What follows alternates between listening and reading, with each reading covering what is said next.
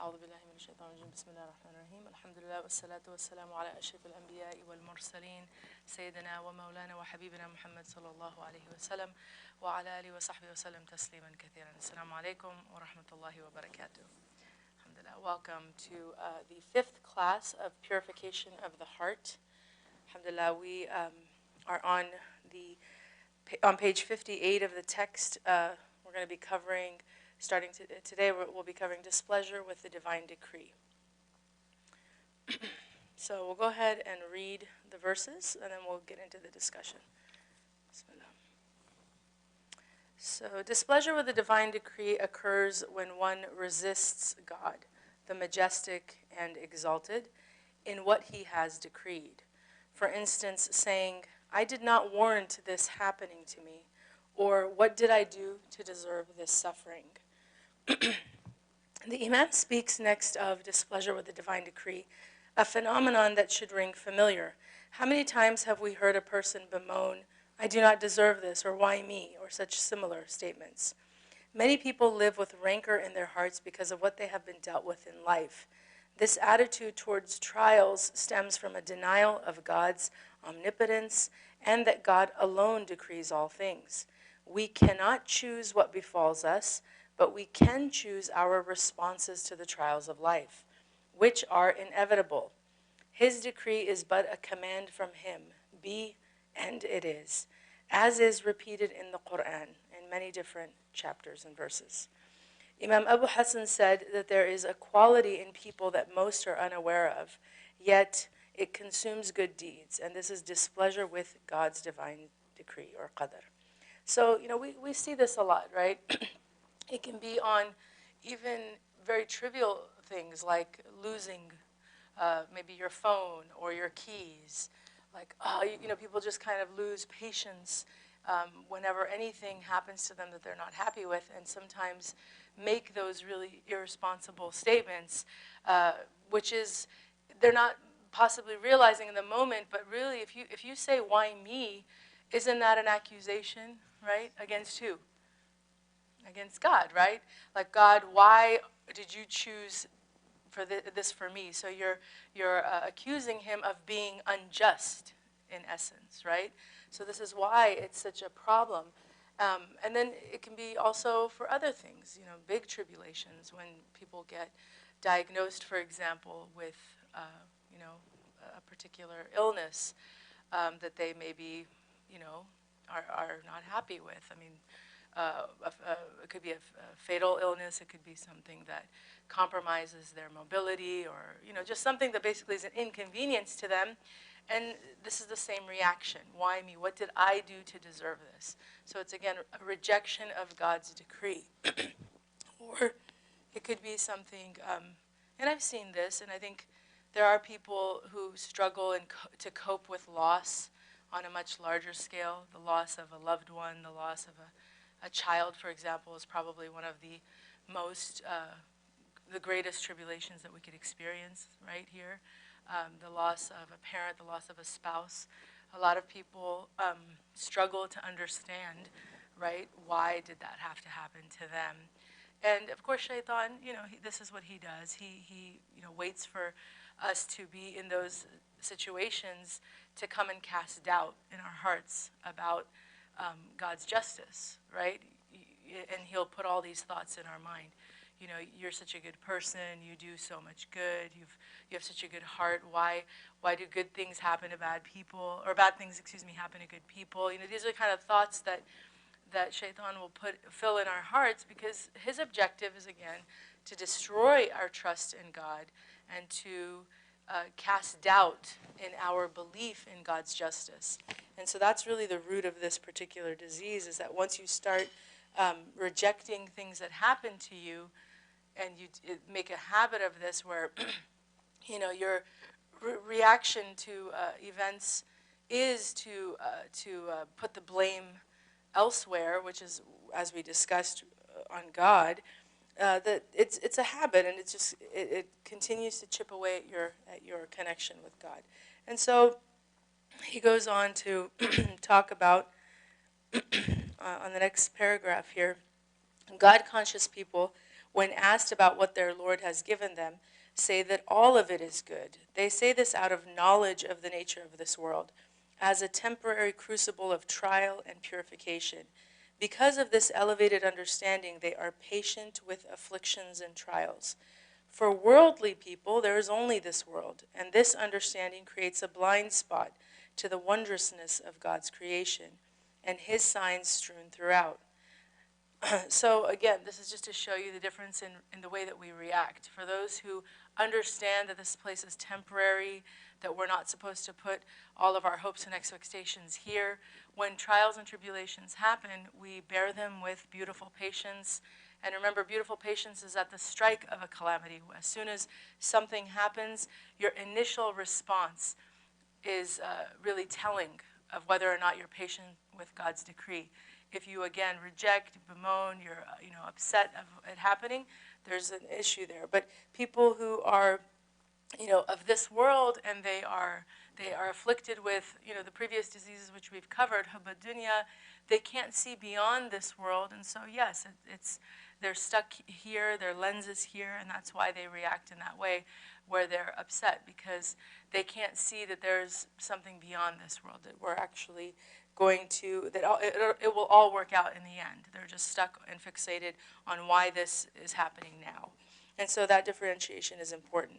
And then this next section is really important because it kind of gives you perspective on the different states that every single human being, whether they're Muslim or not, is in.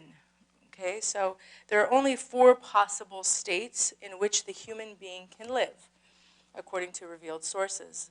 A person is either receiving blessings, ni'mah, or tribulations, okay, bala, from God, or is either living in obedience, ta'a, to God, or in disobedience, masiyah. Each condition invites a response. When God bestows blessings, the response should be gratitude in all of its manifestations.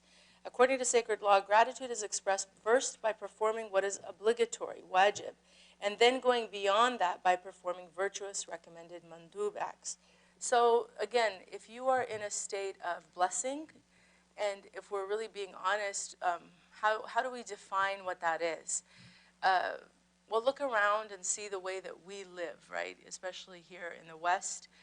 As we've discussed in previous sessions, we have, we live well beyond how most people in the world live. So we have to recognize, even if we here, which many of us I'm sure do, living in the Bay is not necessarily easy, even if we might have problems and difficulties and challenges, the overall lifestyle that we live would definitely fall into a life of ni'mah, of blessings, right? Just, for example, think about access to clean water, access to having a shelter over our heads. Alhamdulillah, there are people who do not have those things at all. Some people, as we know, if you look throughout the rest of the world, they live without access to clean water, or they have to go through great lengths to get clean water, or just food, just sustenance, regular sustenance, clothing. I mean, we could go on and list all of the blessings that we have and the conveniences that we have. And there are so many, right? There are so many conveniences that we have. I mean, for example, just the fact that we have the option, or that we have even the concept of, leisurely activities, right? To do things like for fun, for sport, is really not something common that other people even understand what that means, because they don't have the time for that. They have to survive. They're living every single day to try to survive. So the idea that we have time allotted that allows us to do things for fun is also a great sign of the privilege that we have. So when we talk about living in blessings, we should be very clear that we would fall under this category, right? Even if we have problems, right? But here it does tell us that now how should we respond? Well, if we are in blessing, the appropriate response is gratitude. And gratitude first starts with doing the wajibat, right? All of the obligatory acts that God asks of us, this is how we show our gratitude. So the fard, ayn, for example, we talked about the difference between fard ayn and fard kifaya. Fard ayn are the obligatory, required actions of every single believer, right? That they should learn. So we should do those things. If when we're in the type of blessing that we are all in, this is the appropriate response to show God that we are truly grateful for the fact that we live the life that we live, and therefore I am responding by fulfilling all of my obligatory acts. But then you take it up a notch. Once you fulfill your obligatory acts, now you want to increase your extra acts, because it's not enough. It's not enough to just do the bare minimum required deeds, because God's blessings are so abundant, and they're things that we don't even think about. Like I remember, I think it was, I'm not sure if it was this class, but when Shaykh Hamza, who's the author of this text, right, when he's talked about blessings, he talks about things that are like things you might not think about. For example, like eyelashes, like just things that are so like we don't really sit and think about what a blessing it is to have eyelashes, because there are people who do not have eyelashes, and you can ask them the experience of having severe dry eye, or just having to maybe wear certain ointments or other things to protect their eyes, or other things that we take for granted. So this is why part of gratitude is sitting and kind of taking inventory. It's an exercise. It's something that you have to deliberately do.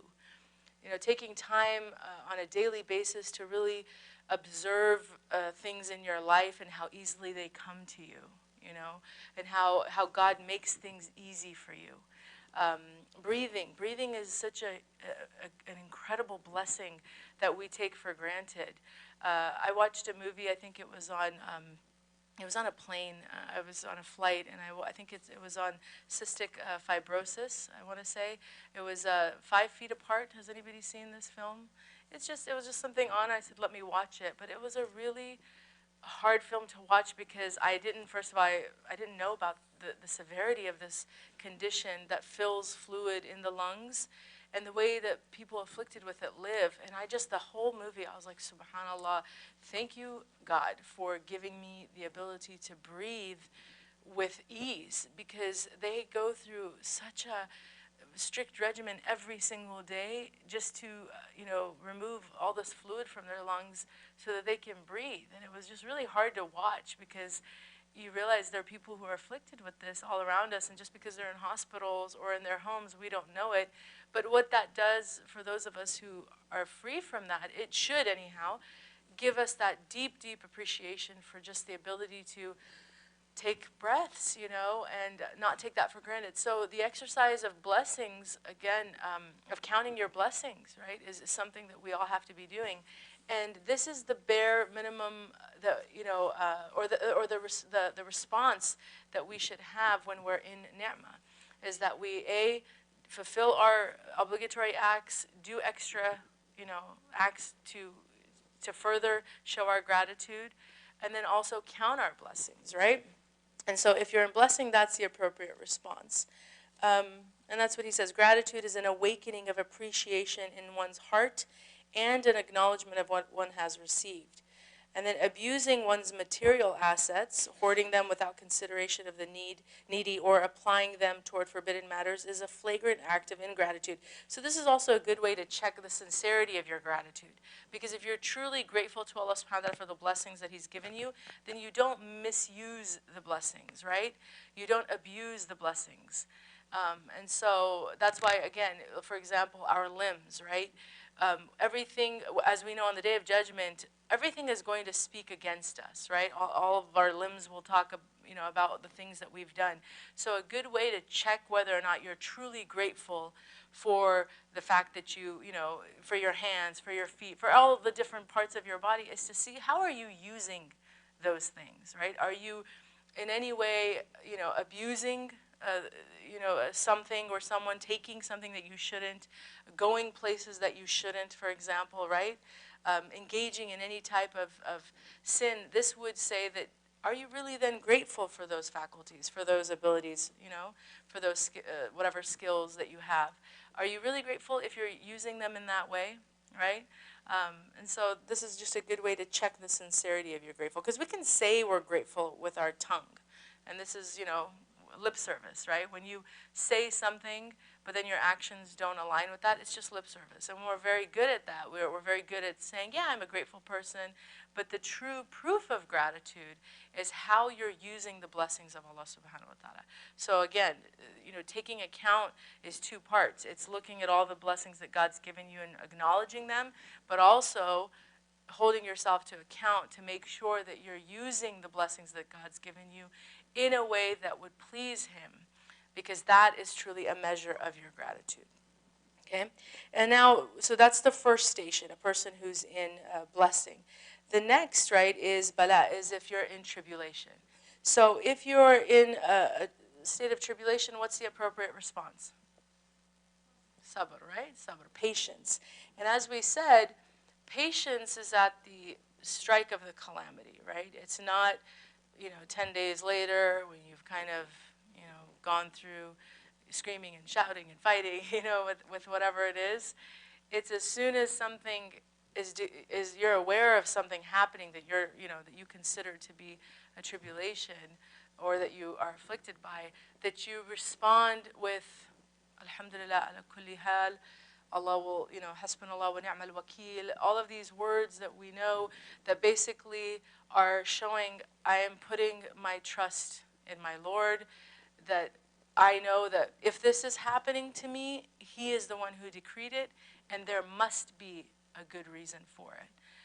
That type of yaqeen, that type of conviction, that even if I can't see it right now and I'm blindsided by this, or I'm troubled by it, I'm super stressed and worried, that I am letting go because I know the source, that this was not it's not someone's doing this to me, because sometimes that's when you're stuck in, again, this worldly lens, you might attribute it to other people doing something to you, or, because when things happen, we need to, assign blame. That's for some people, it's a coping mechanism, right? We're not happy with something, so we have to be angry. We find a target for our anger, and we might conclude that this was someone's doing this to me, or because of this happened to me.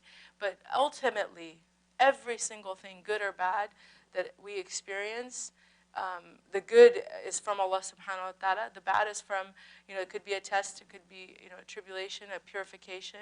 But we have to, the source is the same. We have to recognize that. So that's where the patience comes, right? That you just know that everything will be fine. And it says here again, this is what God demands from people in times of trial, a beautiful patience, as close as possible to what Yaqub alayhi salam exhibited in response to the disappearance of his beloved son Yusuf alayhi salam and the machinations of his other sons, right? Or to the patience of Ayub alayhi salam during his afflictions.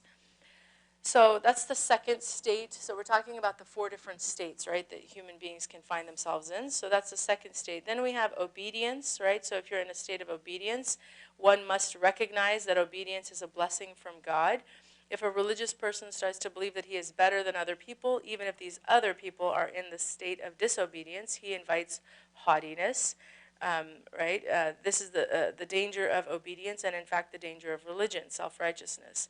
So being humble, right? Making sure that if you are in a state of gratitude, that you recognize, and I think we talked about this last week as well, that every good that we do, even our acts of worship, our openings, our spiritual openings, if we have increased knowledge or we do good deeds, extra good deeds, that we recognize that's not from ourselves, right? That those are all gifts from Allah subhanahu wa ta'ala. That He is the one who is drawing us closer and closer to us. Even if we put in the work, right?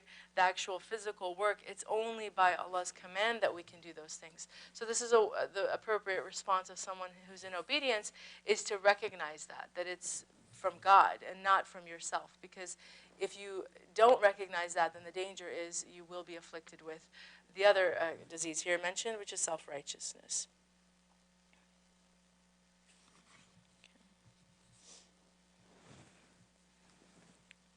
he further talks about the dangers of arrogance, right?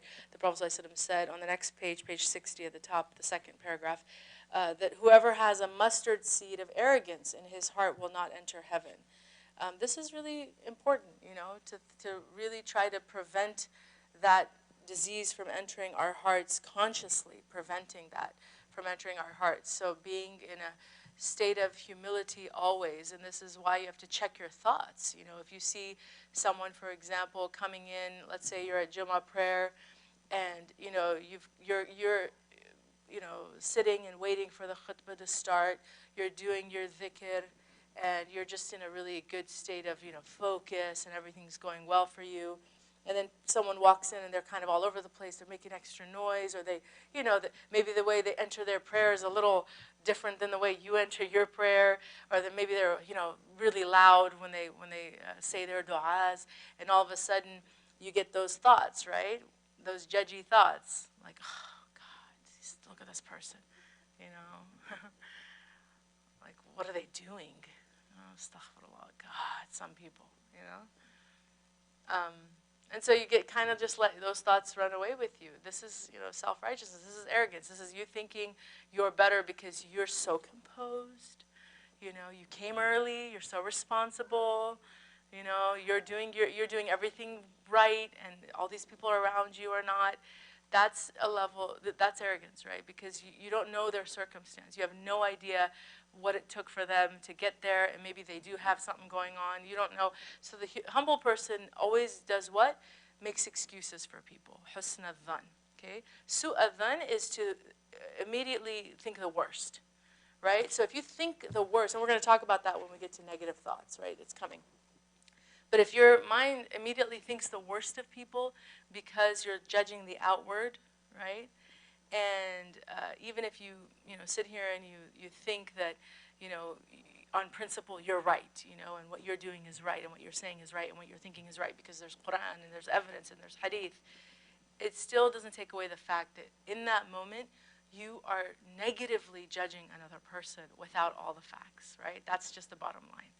And when we get to negative thoughts, we'll clear, that up. But anytime we let our suspicions, our thoughts about someone come to a negative conclusion with no basis, real basis, other than our opinions, right?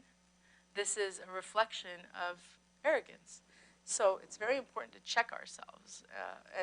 And this is, again, if we find ourselves, in guidance, this is how we purify our intentions and our relationship with Allah subhanahu wa ta'ala, by working to remove these things. Because outwardly we could be doing so much. You could be doing all of your fard prayers, all of your sunnah prayers, reading Quran every day, doing so much. But if you're not checking the internal state, your internal state is really what matters. Then the outward almost, it doesn't matter. Because Allah subhanahu wa ta'ala is looking for sincerity. It's not just a matter of quantity, right? So if we get out of the quantitative mindset, we'll realize it's the quality that we should be after. The quality of our worship. Not just numbers, and not just goals, and not just objectives. Those are important. But if we're not doing it with the right spirit, with the pure heart, then they're for naught. And this is really, big. And that's why these hadith, we should take them seriously. Like a mustard seed is tiny. I don't want arrogance, right? And we're all afflicted with these things. So that's why, till our last breath, this purification process has to be going. We're taking this class right now just to identify these things, but the process is every day. We're not going to ever graduate from this. We're just not. Every single day we have to commit and work on it, because we will, regress and fall back into bad habits, and then we have to come back and, I'm slipping into that again. So this is for us, especially, alhamdulillah, we look around. We're clearly committed to our deen. Allah subhanahu wa ta'ala has, guided us. We're here, inshallah, we pray, we do our stuff. But in order to preserve this is what we have to do. Ya Allah, I don't want to lose it. I don't want to I don't want you to take it away from me because guidance is from you. So in order for me to maintain it, I know what I need to do. I need to continuously work on purifying my intention and being in a state of humility. And then the Prophet ﷺ goes on to say, do not find fault in others. If you find fault in them, God may take their faults away and give them to you. So serious. And I've seen this happen. I know people who've, astaghfirullah, this has happened too. Very judgy people, be careful because you will see it happening to you. I've seen people, for example, be very judgy when they hear of, let's say, a marriage, that they don't think is a good match, right? And they'll make all these comments like, oh, why are they marrying that person from this culture or this background or whatever? And then, subhanAllah, when it's time for their own child to get married, whoa, right? It's like Allah subhanahu wa ta'ala is showing you, you went, you got really ahead of yourself there, making all these statements and claims and judgments. Now deal with the same problem. Or deal with this issue. How do you deal with it? And sometimes I've seen those same people, their children, not even marriage, out of wedlock, they have relationships, pregnancies. Now what do you do, right? So this is the danger of being judgy and finding fault, that you could very well be afflicted with the same situation and now, deal with it.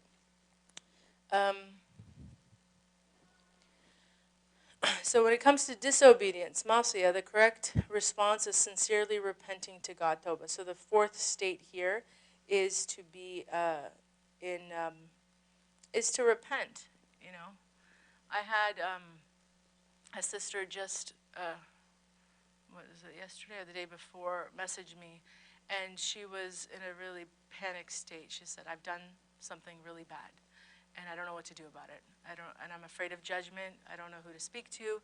So I gave her some advice. I said, you could do X, Y, and Z. And then she just asked me, she said, can I please share it with you because I really don't know what to do.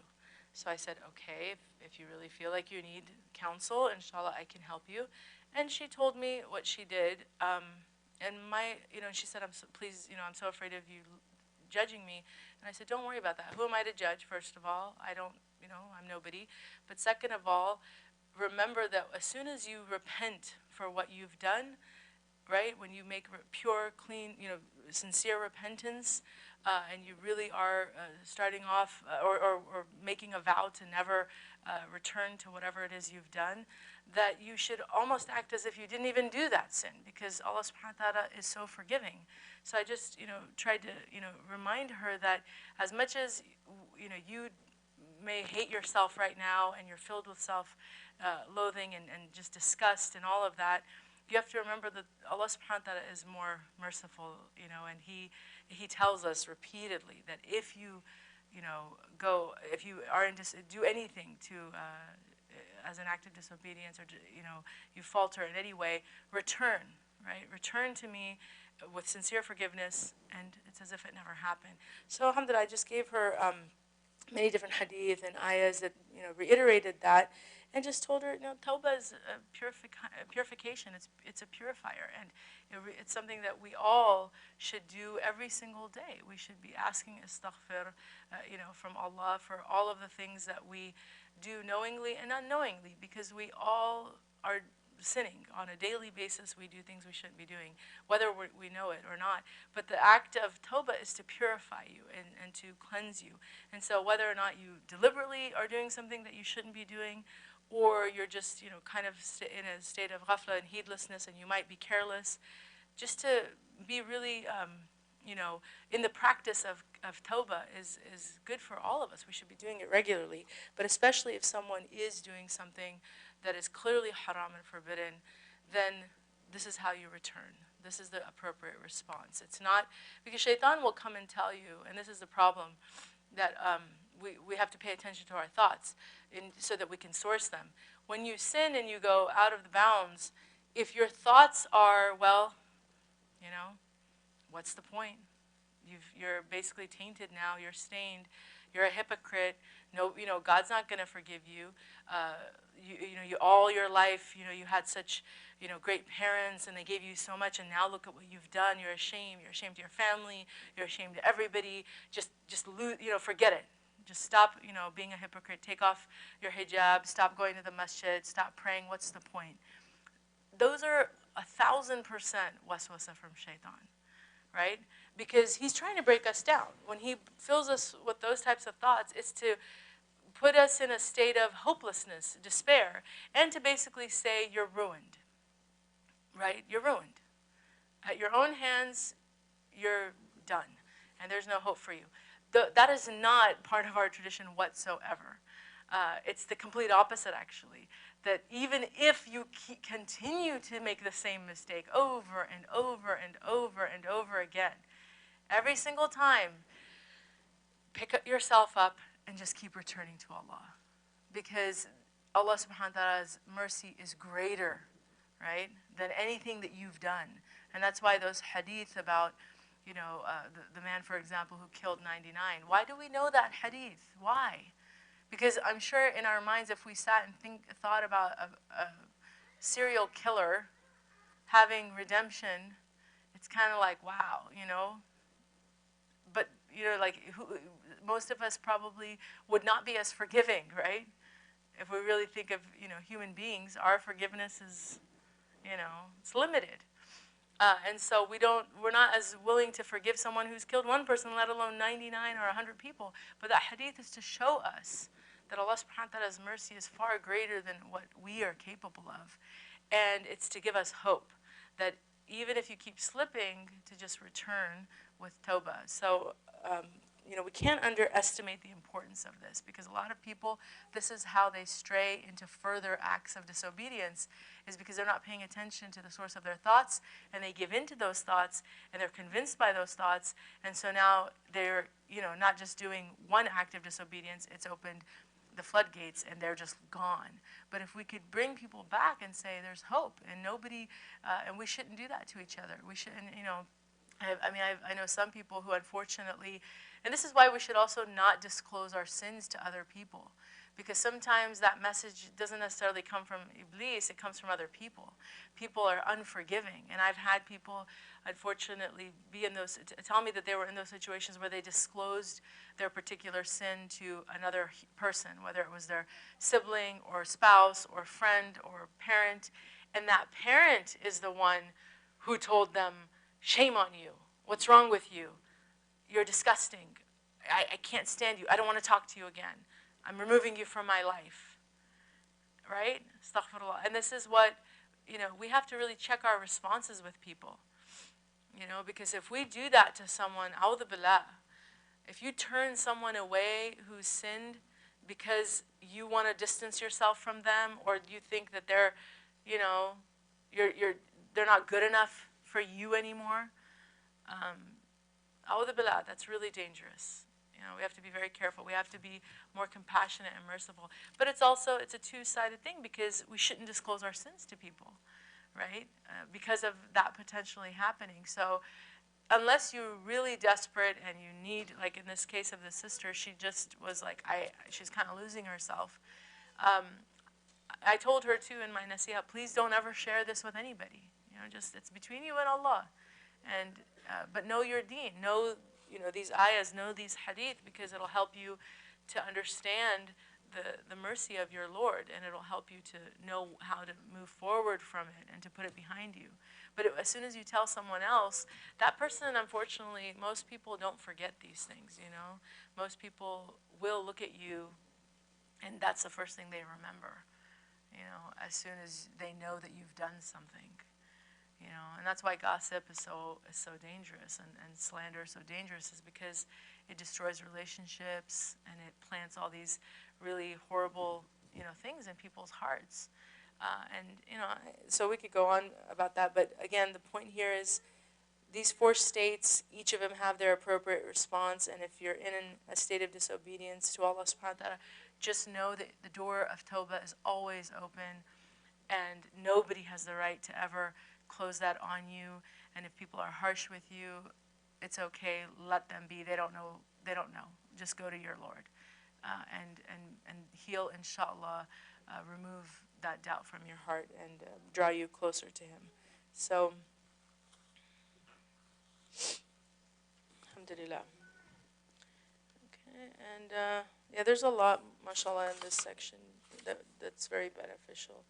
Um, on the bottom of page 60, that last paragraph is also a really good thing, and this is why we should study seerah, because we look at the Prophet ﷺ as, the insan al-kamil, he's the most perfect human being, but much of his life was tribulation, right? Look at the life of the Prophet ﷺ, no one faced greater tribulation. I mean, the Prophet ﷺ lived to see all of his children buried except for Fatima, alayha salam. And we talked about that. That's probably one of the greatest tribulations a person can go through, is to have to bury their children. He had to bury 5, right? And he didn't even know his father, barely knew his mother. He saw so much sadness and loss in his life, right? But the importance, again, of reflecting on all of that is to just look at how he responded to those tribulations, right? And that he didn't, reject God's decree. He accepted everything that happened to him because he knew that it was all, there was a point to it all, and Allah subhanahu wa ta'ala knew better.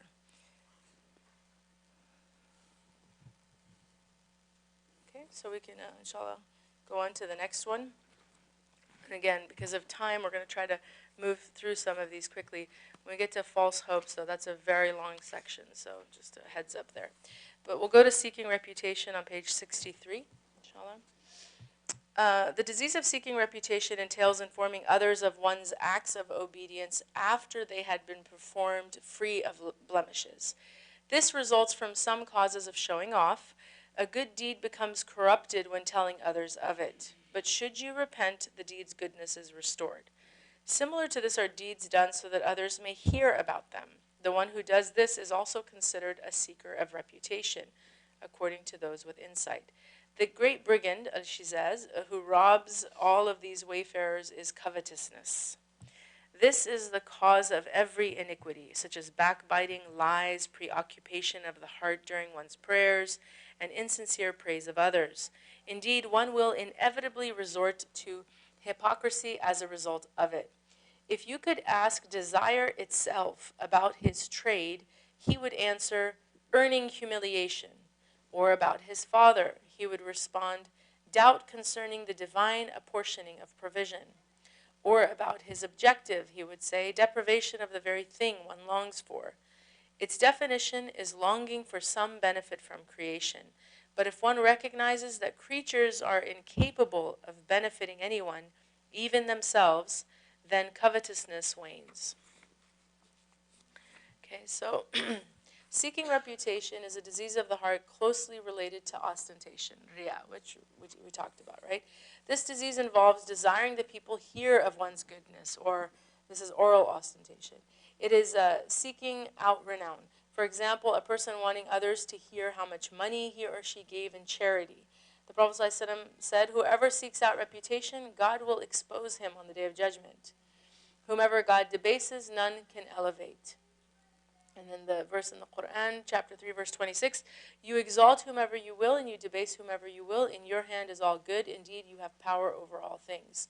So the Imam says that performing an act for the sake of God is ruined when one goes about informing people of it afterwards. And then repentance restores the value of the good deed. So sometimes it can happen accidentally. You might not mean to mention something that you did for, like, I helped so-and-so, or I gave, to this charity, or I did this. You're not necessarily doing it with that intention, but it comes up anyway, and you might be aware of it later, like, why did I have to say that? That was a private act, Just make tawbah, and it'll restore that good deed. But if you make a habit of just, wanting people to know your good deeds and, dropping, those hints here and there, kind of peppering them in conversation when you think it might benefit you somehow, this is the danger. This is what he's talking about, right? You want people to know that you are maybe a charitable person, or, a knowledgeable person, that you've memorized X, Y, and Z, or that you've already, read this and that. And that, you just have this, whatever it is that you want to share, but you're trying to get people to have an impression of you, right? That's the objective. is that you want them to be impressed by you, and maybe then share that with other people so that it helps your social status, or makes, again, just leaves them with this idea about you that is favorable, right? So this is what it is. So whenever you're mentioning acts in that way, you have to be careful. Um,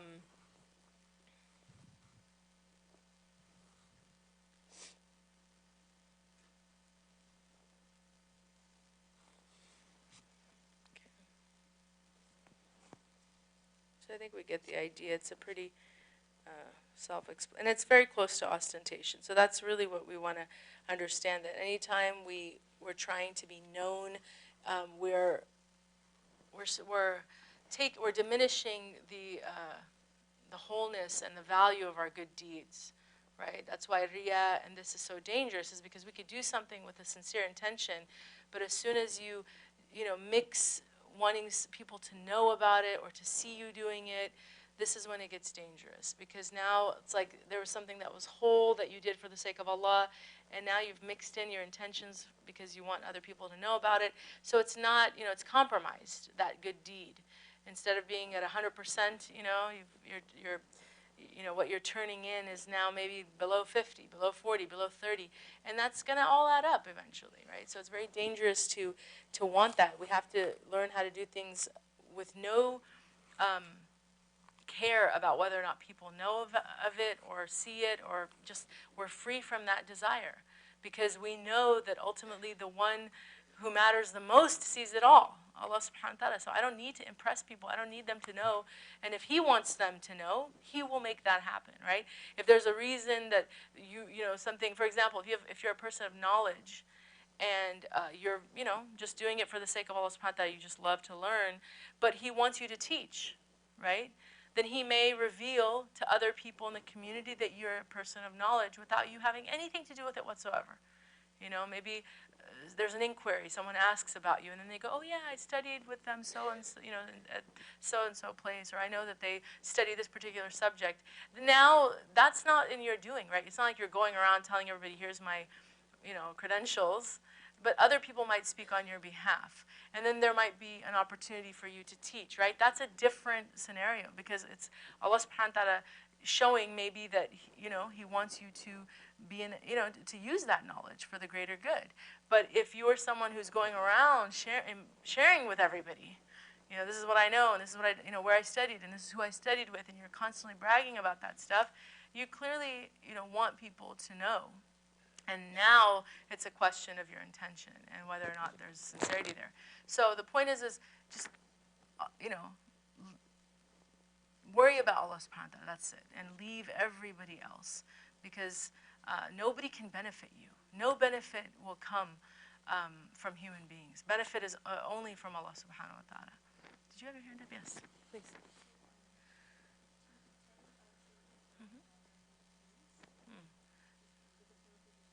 Yeah, that's different. That's a very good question. Like if you're telling your children, or to motivate them that this is what I did when I was younger, or I committed to this, and you're trying to guide them, that's a total different scenario, because your intention is clear. You're trying to guide them to that which is best. But we're talking about just kind of, again, freely sharing, or dropping hints here and there about the things that you've done, because the intention really is that you want to be seen, that you want to be known, that you want people to have an impression about you. This is seeking reputation. You're trying to socially maneuver yourself by way of letting people know about the good deeds that you've done. And what that does is it mars the purity of your good deeds. And so we have to seek, repentance from that and protection from that, because we don't want to show up again on the Day of Judgment thinking that we've done all these great deeds because we spent so much of our lives in the service of God, but in actuality we come up short or empty because it was all compromised, because our intentions were mixed, right? We were doing it for other than God. So that's what we have to seek repentance, tawbah from. Yes? I'm sorry.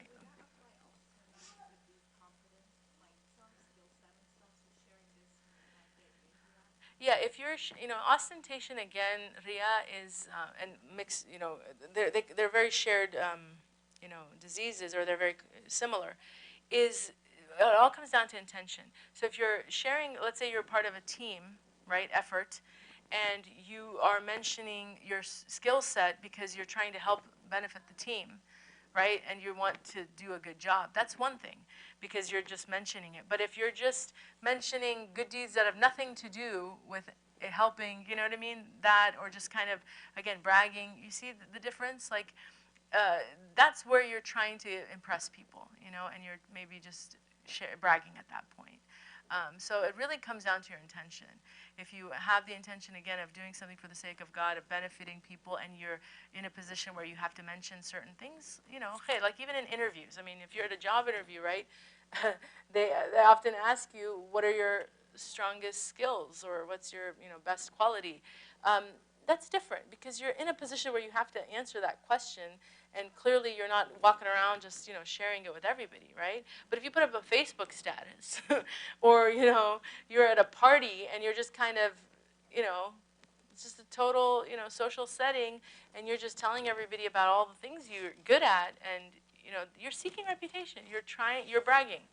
And so that's where it gets, this is what we're talking about. It really comes down to intention, situation. So every situation's, different, but at the end of the day, you have to ask, why am I sharing this information about myself?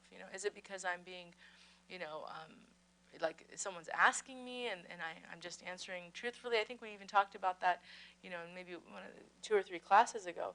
If someone's asking you about your, skills or talents, and you're in a position where you didn't offer that information willingly, you were asked about it, directed, it was a direct question, inshallah, as long as your intention isn't to be braggadocious, it should be fine.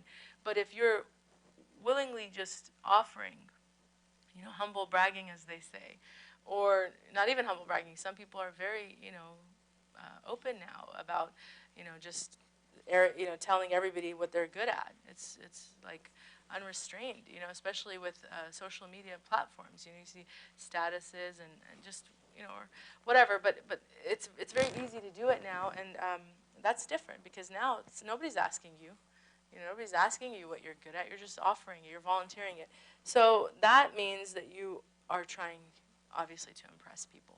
And if you're worried about, impressing, or you're trying to impress people, you're clearly seeking reputation, and therefore, as we said, now you're afflicted with this, but it's also affecting the sincerity of your actions, because when it comes to religious things, especially, I mean, we do not broadcast our good deeds. We do not broadcast those things. We should not. Unless, again, as we talked about last week, there is a greater intention that you're doing it, maybe to benefit or to encourage your group of friends, or your children or your family to do something, that's different. But if it's just because you want people to go, wow, like, oh, I've done Hajj 10 times, And you see people, they come back from Hajj, they don't even, like, now that title is part of their name. Like, they want to be referred as Hajji or Hajja. Why? Why now? Like, why is that important? Because you want people to recognize that you've done Hajj before. But that was an act of worship you did for the sake of Allah subhanahu wa ta'ala. If they find out because someone else mentions it, oh yeah, we did Hajj together, it's different than you going, I would like to be referred to as Hajj so-and-so, right? Or Hajji so-and-so. You get it? Total difference, right? But some people, that's what happens. They expect you to call them by that title. And then they're very quick to talk about, those things. So, a lot of good information, obviously, throughout the whole section. I hope everybody read that. What time is it? Just want to make sure, because this next section is very long.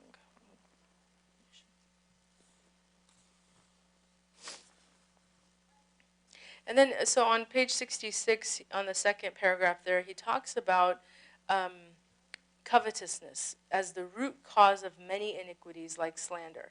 And it's important to understand, because he mentions it in the poem, that covetousness is really the root of why we do these things, why people even seek reputation, because they want something, right? They're wanting something from people. But a person who slanders another does so for some perceived gain. His desires, for example, to instill negative thoughts in others toward the victim of his slander. Covetousness can be so overwhelming that it occupies one's mind during prayer. It also leads to insincere praise of others in order to derive some benefit from them. Most salespeople, for example, will just say about anything to sell their wares. For this reason, the honest merchant will be raised with the martyrs on the day of judgment. The honest merchant does not sacrifice his morality and ethics. If he is successful, he knows his success is from God.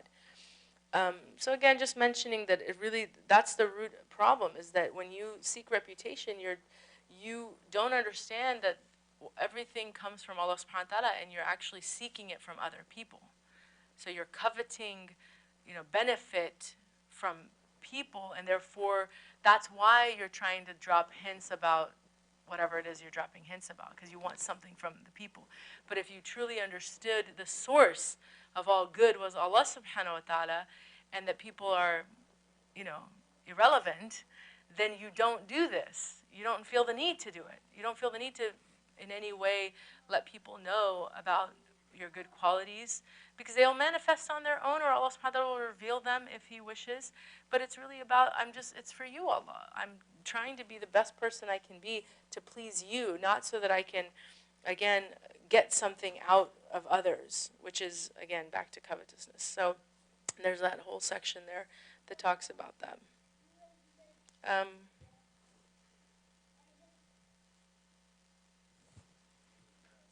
Yes.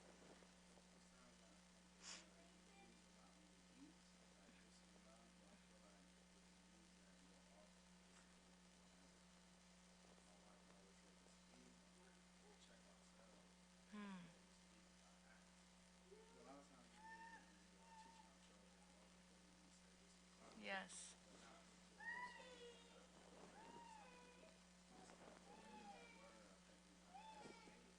Right.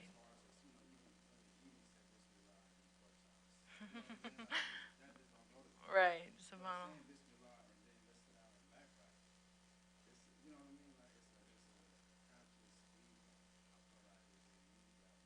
Hmm.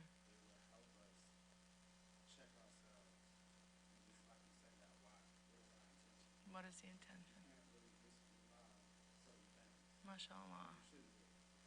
That's excellent, mashallah. Just to reiterate again for those who are watching the recording, our brother said that one of the strategies, I guess, you have in your household is to get in the practice of saying Bismillah before you do anything beyond just eating and drinking, right? Because most of us, we inshallah are sort of conditioned to do it for that, but for everything, because then it puts you called it a conscious speed bump. I like that, and it's a great way of putting it, right? It's excellent nasiha, because it's true. If you are putting Allah subhanahu wa ta'ala at the forefront of your mind before you do anything, you're going to, inshallah, likely stay away from the haram, because they're not compatible. You can't say, as you said, Bismillah, I'm going to eat pork chops, or Bismillah, I'm going to drink alcohol, right? Or Bismillah, I'm going to go gamble. But if we get in that habit, and this is actually, prophetic, because we should be saying Bismillah before we do anything, right? That there's barakah, in everything that we do when we mention the name of Allah. And if we don't mention the name of Allah, it's void of that. It's void of barakah. So we should be in the habit of doing that. But to go beyond just food and drink, right, which is excellent. Nasiha, jazakallah khairan, thank you. And absolutely, it's going to, inshallah, help us to get in the practice of really checking ourselves, purifying our intention, if we did that more often. So I love that.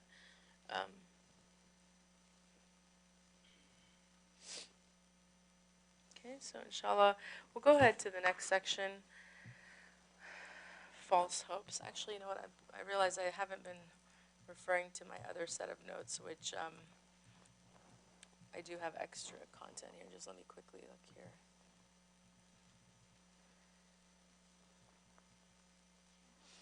And I actually realized I didn't mention the treatment for the previous condition, which, displeasure with the divine decree. The treatment would be to have a good opinion of Allah subhanahu wa ta'ala, and remember our own limited understanding of things. Okay, sorry.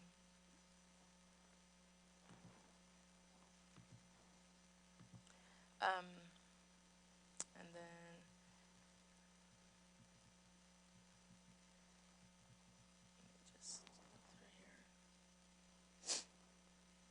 that ayah, I think, is very powerful. That, Allah subhanahu wa ta'ala tells us it may be that you dislike something that's good for you, and it may be that you love something that's bad for you, and God knows best that which you do not know. So that ayah is also telling us that things aren't always as they seem. So when it comes to displeasure with a divine decree, outwardly something might look a certain way, but if you really believe that, I just don't know. I don't know what's really good for me and what's not.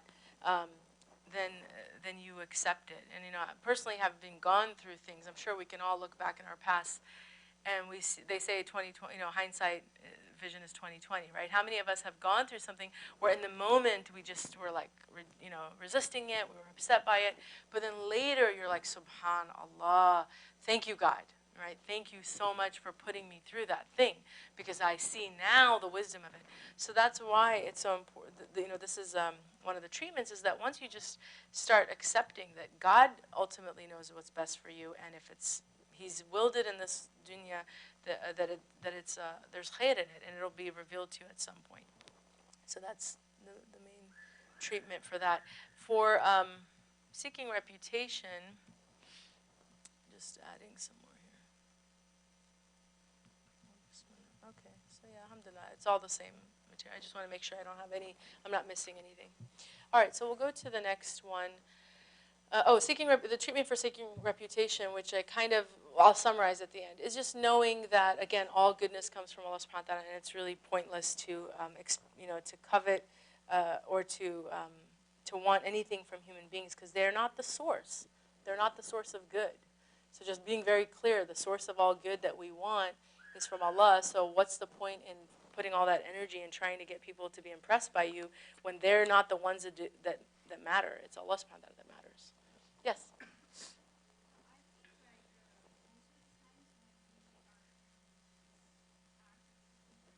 Mm-hmm.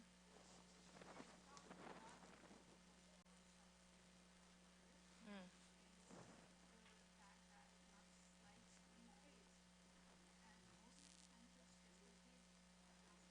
But that is something you want from other people, right?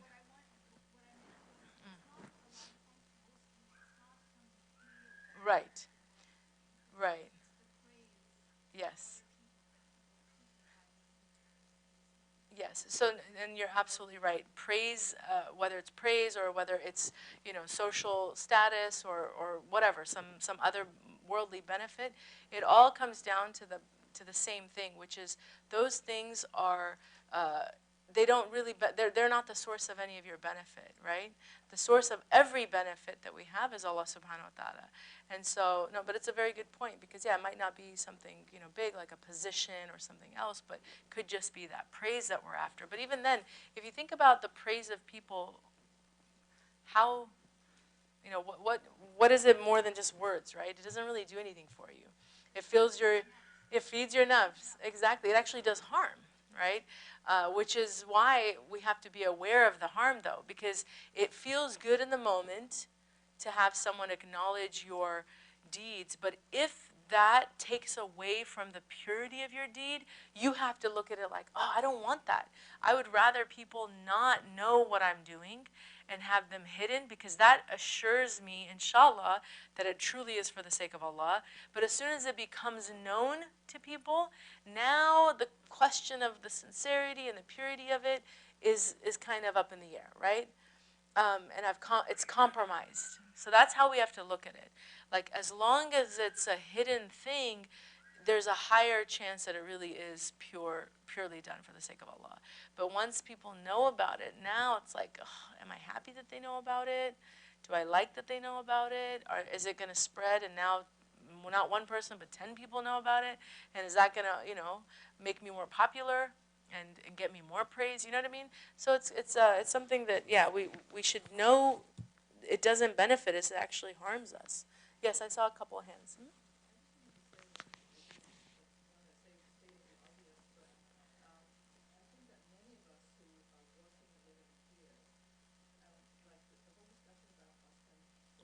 Yes.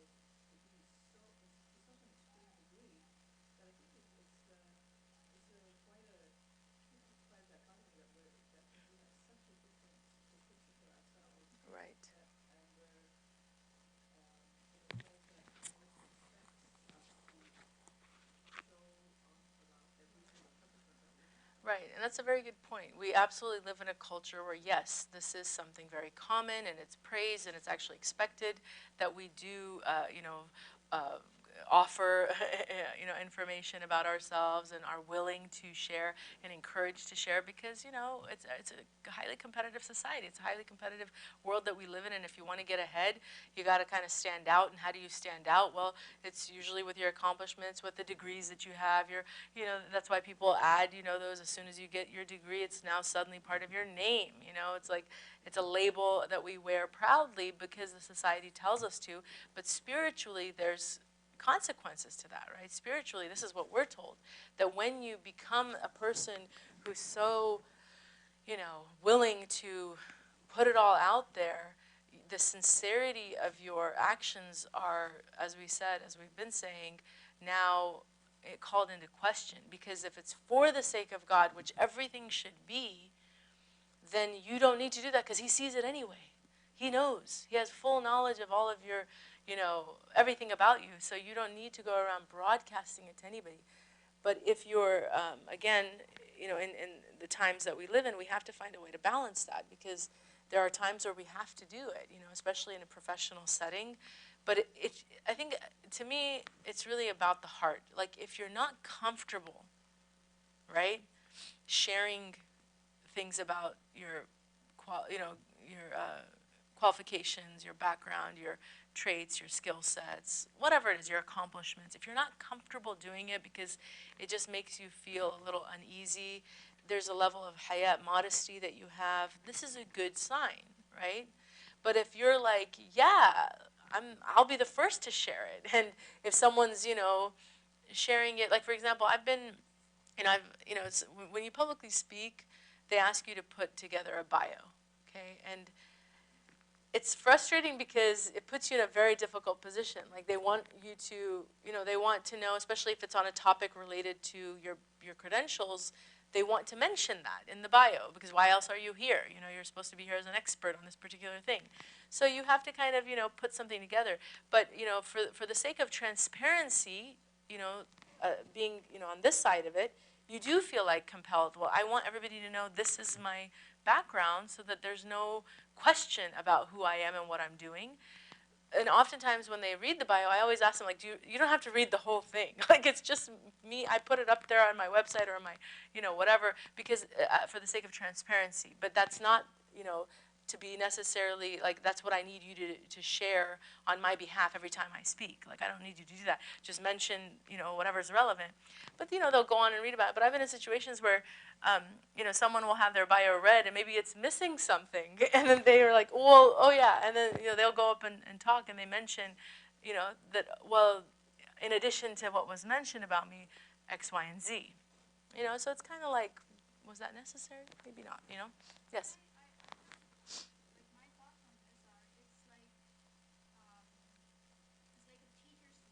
Mm-hmm. Right.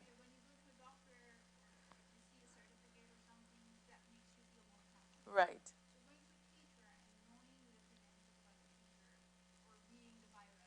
Mm-hmm. Right. Right.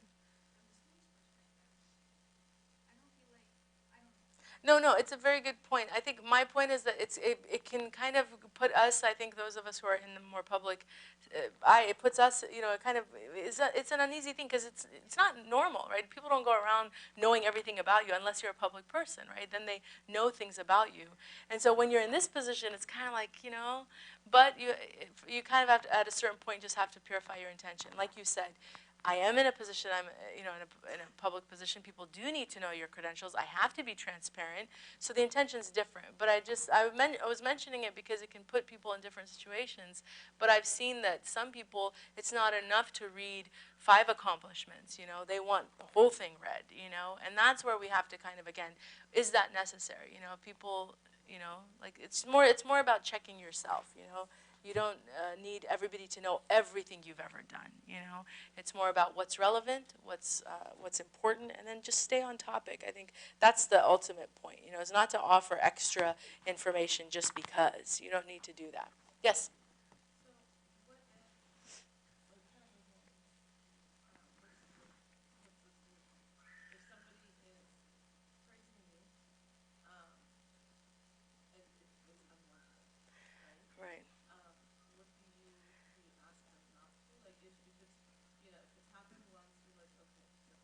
Right. But if it's something, and then you notice sometimes that it actually is a little bit more than you're comfortable with, Right. and you don't feel that you, not that you're not worth, you know what I mean? Like, Yeah. it's a little bit too much, and it's going beyond just, you know, where you can just say, almost like, please don't say that. Right. What do you do? Yeah. Please don't say this? So I think every situation is honestly different. If it's someone you've just met and you don't really know them that well, I would not, I wouldn't put them in an awkward situation and embarrass them and say, please don't say that. I wouldn't say that. Jazakallah khairan. And we talked about this last week too.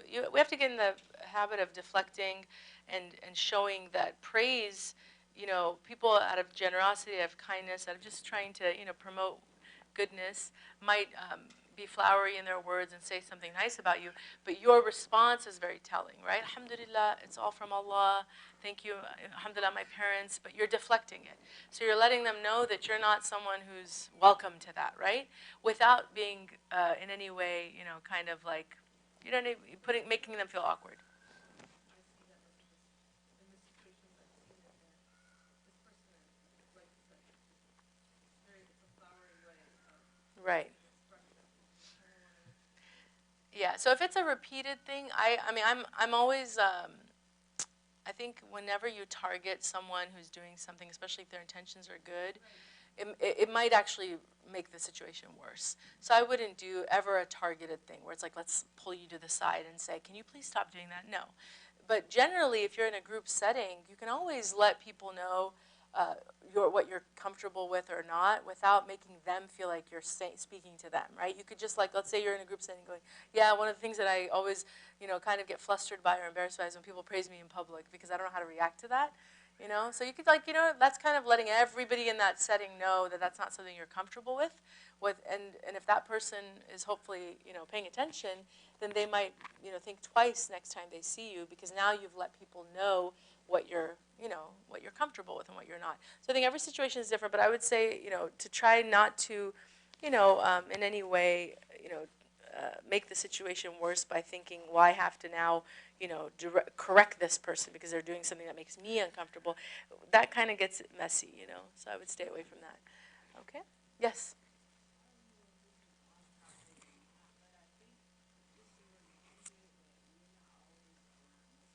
Mm-hmm. Right.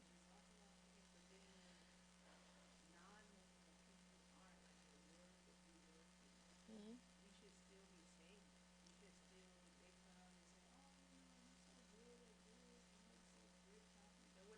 Mm-hmm. Right.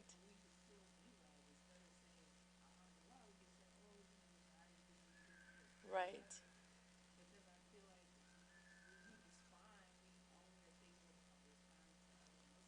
Right. I love that point. No, it's excellent, Nasiha. Again, for the recording, our sister, mashallah, shared that even when we're talking with non-Muslims, we should be willing to deflect the praise back to God instead of just, thinking that these conversations are only happening amongst us. But in every setting, whenever anybody is praising us, we should. And why not?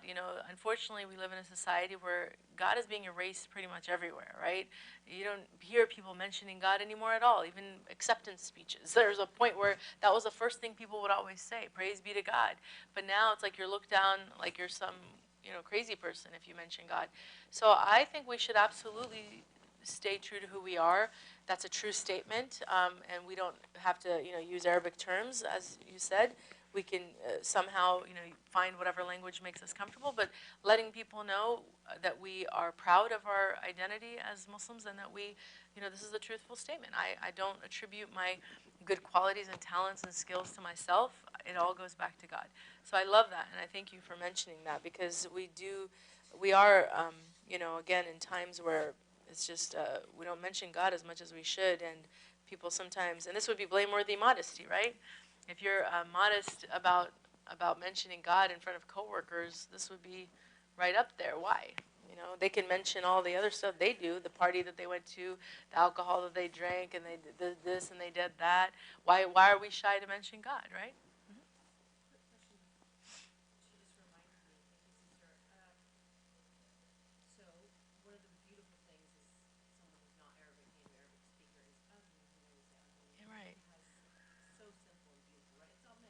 Right. And it really truly is akin to Amin, and it says so much in so little. Mm. And yet, as raising two children who are Muslim, it's a Christian word. Right. No, it's the translation of Amin. My Exactly. mom is not going to know what Amin means unless I explain it to her. And it's like, Amen.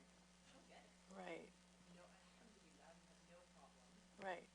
You know, but praise be to God is a lot to say. So it's like Right. you have these beautiful, simple, individual things. Do you feel that there's anything wrong, or it's do you feel like it's just the translation that we should say Amen? Yeah, no, I think that's a beautiful advice. Amen is great. And most people understand that reference, whether they're religious or not. They understand what you're saying, you know. And it's a prayer, right? It's the ending of a prayer. It's the way that we respond to prayer.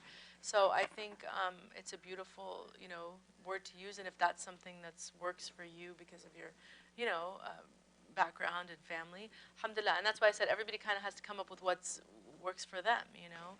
And translations, you know, you can kind of, you know, play around with the words, but ultimately, if your objective is to just be very strong and to speak the truth, then you're gonna, you know, you're gonna find the words to express that, yeah, God, whatever good I have, it comes from God, and that's just what I believe. So thank you for acknowledging it. Like, thank you, I appreciate that. And then also your parents and like all the other people that have been a part of your journey. That's the thing is about gratitude, is that you're recognizing everything comes from God, but also I have other people that, you know, were instrumental in who I am today, and I recognize that as well. So teaching, and that's a way of, you know, you can turn these situations into teaching moments, because if people aren't in the habit of that, as was mentioned, like we're in a culture where praise is so common and people are so quick to share about their stuff, but if the end or the conclusion of those conversations isn't gratitude to someone and it's just praise, right? It ends with praise. Thank you. That's not, I wouldn't see that as a successful exchange. A successful exchange with someone is that if all of our, you know, good qualities are mentioned and we're sitting there, you know, just, you know, swimming in accolades for each other, but at the end of it, alhamdulillah, or praise be to God, or amen, or, you know, I'm so grateful to God for my family, for my parents, for, you know, the opportunities I had, you know. That is giving people perspective, and it's elevating the conversation, right? We have to kind of, you know, elevate conversations sometimes, because the material is just going to get stuck on the praise. But an elevated conversation is saying, let's actually talk truths, and the truths are that we're only here because we have a lot of people who helped us get here, but ultimately it was God, right? So that's kind of where to me, I'm looking at what's the end result of that conversation, and that's, if we can walk away at that point, alhamdulillah, you know, I feel good about it. But if it's just a praise session, that's awkward, you know, and that's not successful. So alhamdulillah, a lot to say about that, but let's go to the next one, because this is a very long section, and there's so much to cover here. So false hopes, okay? We're going to read verses 117 to 120 on page 69. Its quick-acting poison is extended false hope, which is assuring yourself that death is a long way off. This generates hard-heartedness and indolence regarding obligations, which leads to inroads to the prohibited. Regarding the one who is engaged in preparing for tomorrow or writing works of knowledge, extended hope is not blameworthy. As for foreboding its origin, it is ignorance of the fact that the entire affair of this life is God's alone. Imam Maulud speaks next of a quick-acting poison that produces an inordinate attachment to worldly concerns, which is a cause of so many diseases of the heart. This poison is extended hope, tatwil al-amal, assuring oneself that death is a long way off, a mental environment that leads people to lead their daily lives as though a long life is guaranteed. The dangers of this delusion are self-evident. But before speaking about the perils inherent in this malady, it must be said that in some ways, extended hope is a necessary human condition. Scholars have said that if people did not have hope, no one would have bothered planting a single tree. If one was sure that he was going to die very soon, he would not have planted an orchard or had children. There would be no infrastructure for the next generation, right? So false hope is, again, this idea that you have all the time in the world to do everything that you want to do, And that creates a delusion that, will open up opportunities or maybe incline you to doing things you shouldn't do. Because if you actually were thinking that death is imminent, right, every single day, and that you don't have any guarantees, you're likely not going to fall into the prohibited. But if you are not thinking that, and you're like, I'm healthy, I live in the safest place, and I have this, and I have a great job, and, everything's going well for me, that is, gives you a false sense of security, and that false sense of security gives you, kind of makes you, again, hard-heartedness, but also lax. That laxity is what is the danger. Because when we start getting lax with things, we are willing to be a little bit more risky, right, with our decision making, because we think it's, I have time. And you see people, for example, who are not doing some of the obligatory things they should be doing, right? If you're not praying, if you're not, doing the fara'id, but you think, inshallah, one day I'll get to that point. I'm just not there yet. Inshallah, maybe in 5-10 years, I'm just on my career path right now. There's a lot going on. After I get married, or after I have children, or once I do Hajj, a lot of people, this is how they really think, that they'll start living a committed life, a life committed to God, once something, happens, like once they pass a particular milestone in their life. But the question here is, who gave you that guarantee in the first place? Who told you that you've got that much time? How do you know? Nobody knows, right? Nobody knows whatsoever.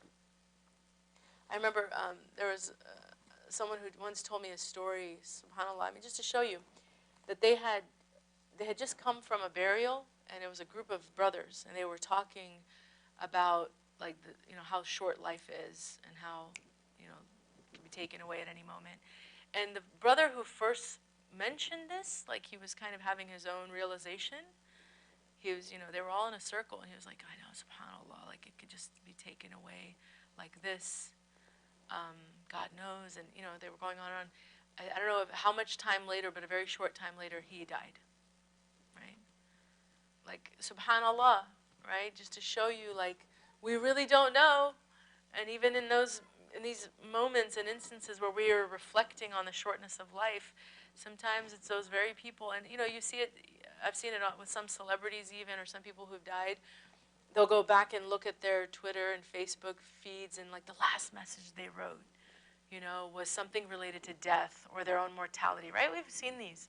It's like, whoa, did they have some idea? But the point is like, some people, yeah, there could be, they might have had some sense, Allah knows, but it's just a matter of, if you're reflecting on death that much, right, that it's always on your mind, then life, you're going to most likely live a much more thoughtful, present,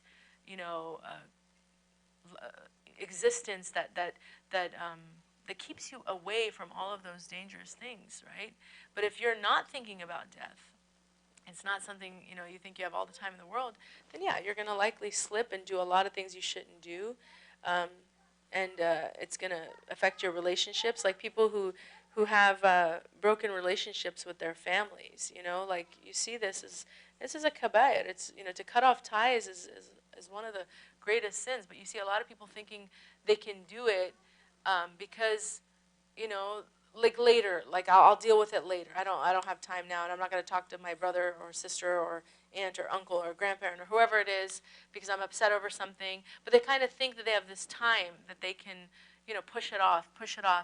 And then what happens to those people when that person, dies? It's like now you're going to live a life of total regret and, likely really hate yourself, because who told you that you had that time to buy?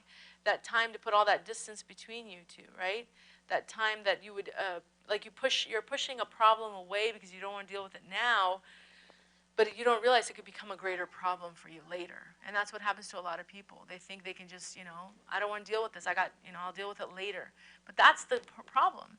You don't know if you have later. So when we say, the Prophet says, when there's a conflict with another believer, you have 3 days to deal with it. It's because, it should put that sense of urgency in you to deal with it. Because otherwise, that 3 days is going to become 3 months, and 3 months becomes 3 years, and 3 years becomes a decade. And you see this all over our community. There's people who don't talk to their siblings. They don't talk to people for years. They have no contact with them. And they think that, maybe at some point, and maybe in their heart, they're thinking at some point we'll reconcile, or maybe they're not, Allah knows. But the point is God forbid, something happens to their loved one, and then they're gonna, the rest of their life, astaghfirullah, you're gonna think, you think that that person can have peace? You're not gonna have peace. If you have a fallout with someone that you loved at some point, and you didn't deal with it, and something happens to you or them, either they won't have peace or you won't have peace. And what kind of life is that? So we should be forgiving, and we should be willing to see that life is, we don't have guarantees for anything, and we should act, like that. We should act with that presence of mind that I don't have time to buy. Yes?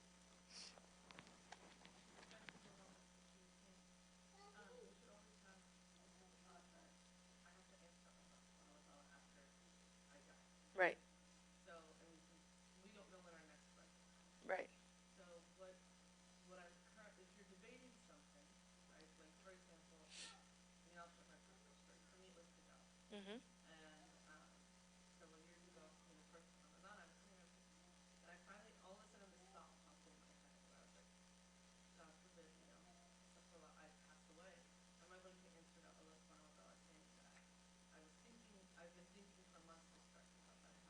Mm. I said, oh my God, I can't do that. And so it's like that kind of mentality, I think.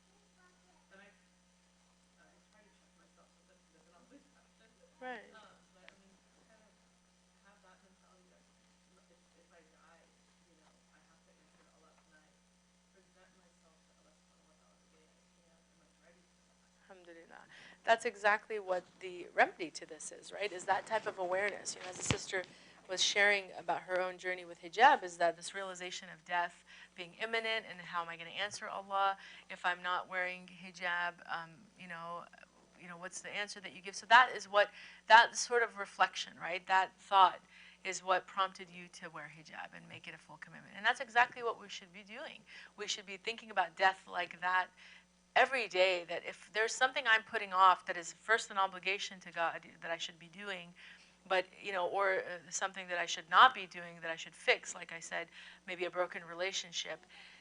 The remembrance of death, that is why we remember death, because it's supposed to improve your quality of life. It's not supposed to make you a morbid person who walks around just in a state of darkness and, you can't think of life. It's supposed to actually improve your life, because when you realize that death is indiscriminate, it can come at any time, it makes you check yourself, it makes you more responsible, it makes you more proactive, and it makes you, more sincere, because you're realizing that I want to please Allah subhanahu wa ta'ala more than anybody else. I'm not worried about myself, or this, holding on to some bitter grudge, or, like my nafs doesn't matter, or whatever the situation is. I really do want to please Allah subhanahu wa ta'ala more than anything or anyone. So it's all, benefit to that. And that's why this is such a dangerous disease, because it's so subtle, and we do have a false sense of security. And I would say this maybe more for us living in the West than people in other parts of the world. I think other people in different parts of the world, because they have destruction and war and disease and poverty and all these other tribulations that they're dealing with, death surrounds them much more, and they see it much more frequently. But we're not confronting death the way other people are. We don't even see death unless you work in a hospital, right? Who sees death all the time? We don't. But there's people who, it's so common. They walk out of their village or their, in their home or whatever, and so died, and so died. There's probably a burial happening every, day in many parts of the world.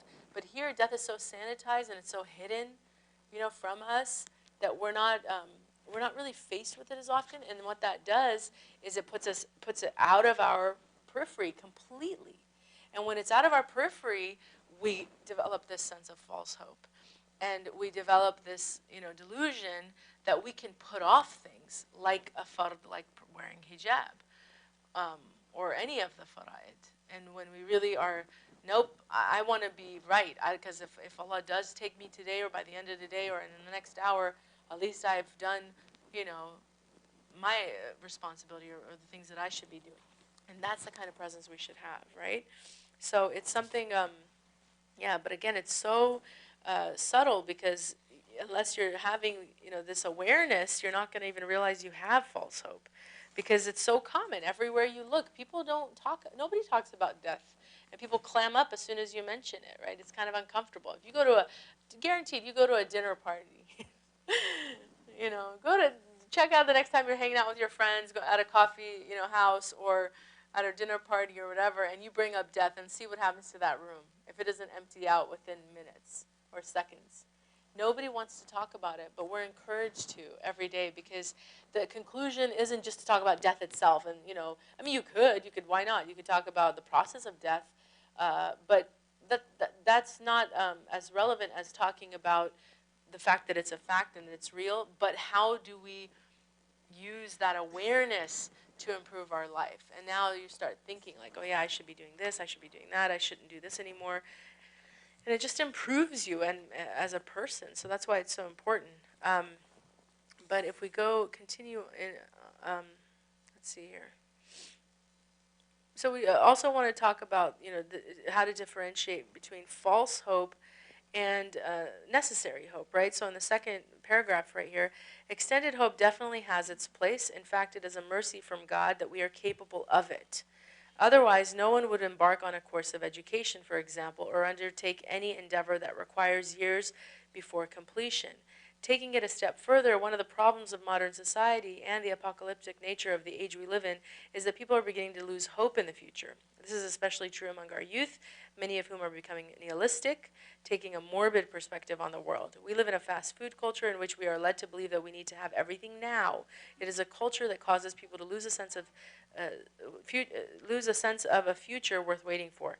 Only recently have we seen the first generation of American history that in many ways will be materially worse off than their parents. Prior to this age, Americans were noted for their cheery optimism about the future. The extended hope when it comes to having himma, which is, a sense of purpose, right? A sense of drive, motivation is important, okay? Because otherwise we would just kind of be sitting, waiting around for death to come. And that's not how we should be either. We should be working towards objectives and goals, and that's why hope is a great blessing. But it's more that false hope that gives you the idea that you can put off things that are important that we're talking about, right? So it's important to make that distinction here.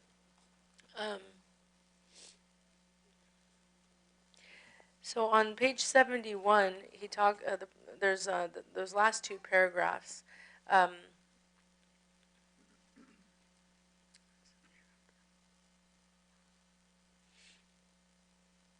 Let's actually look at the last paragraph.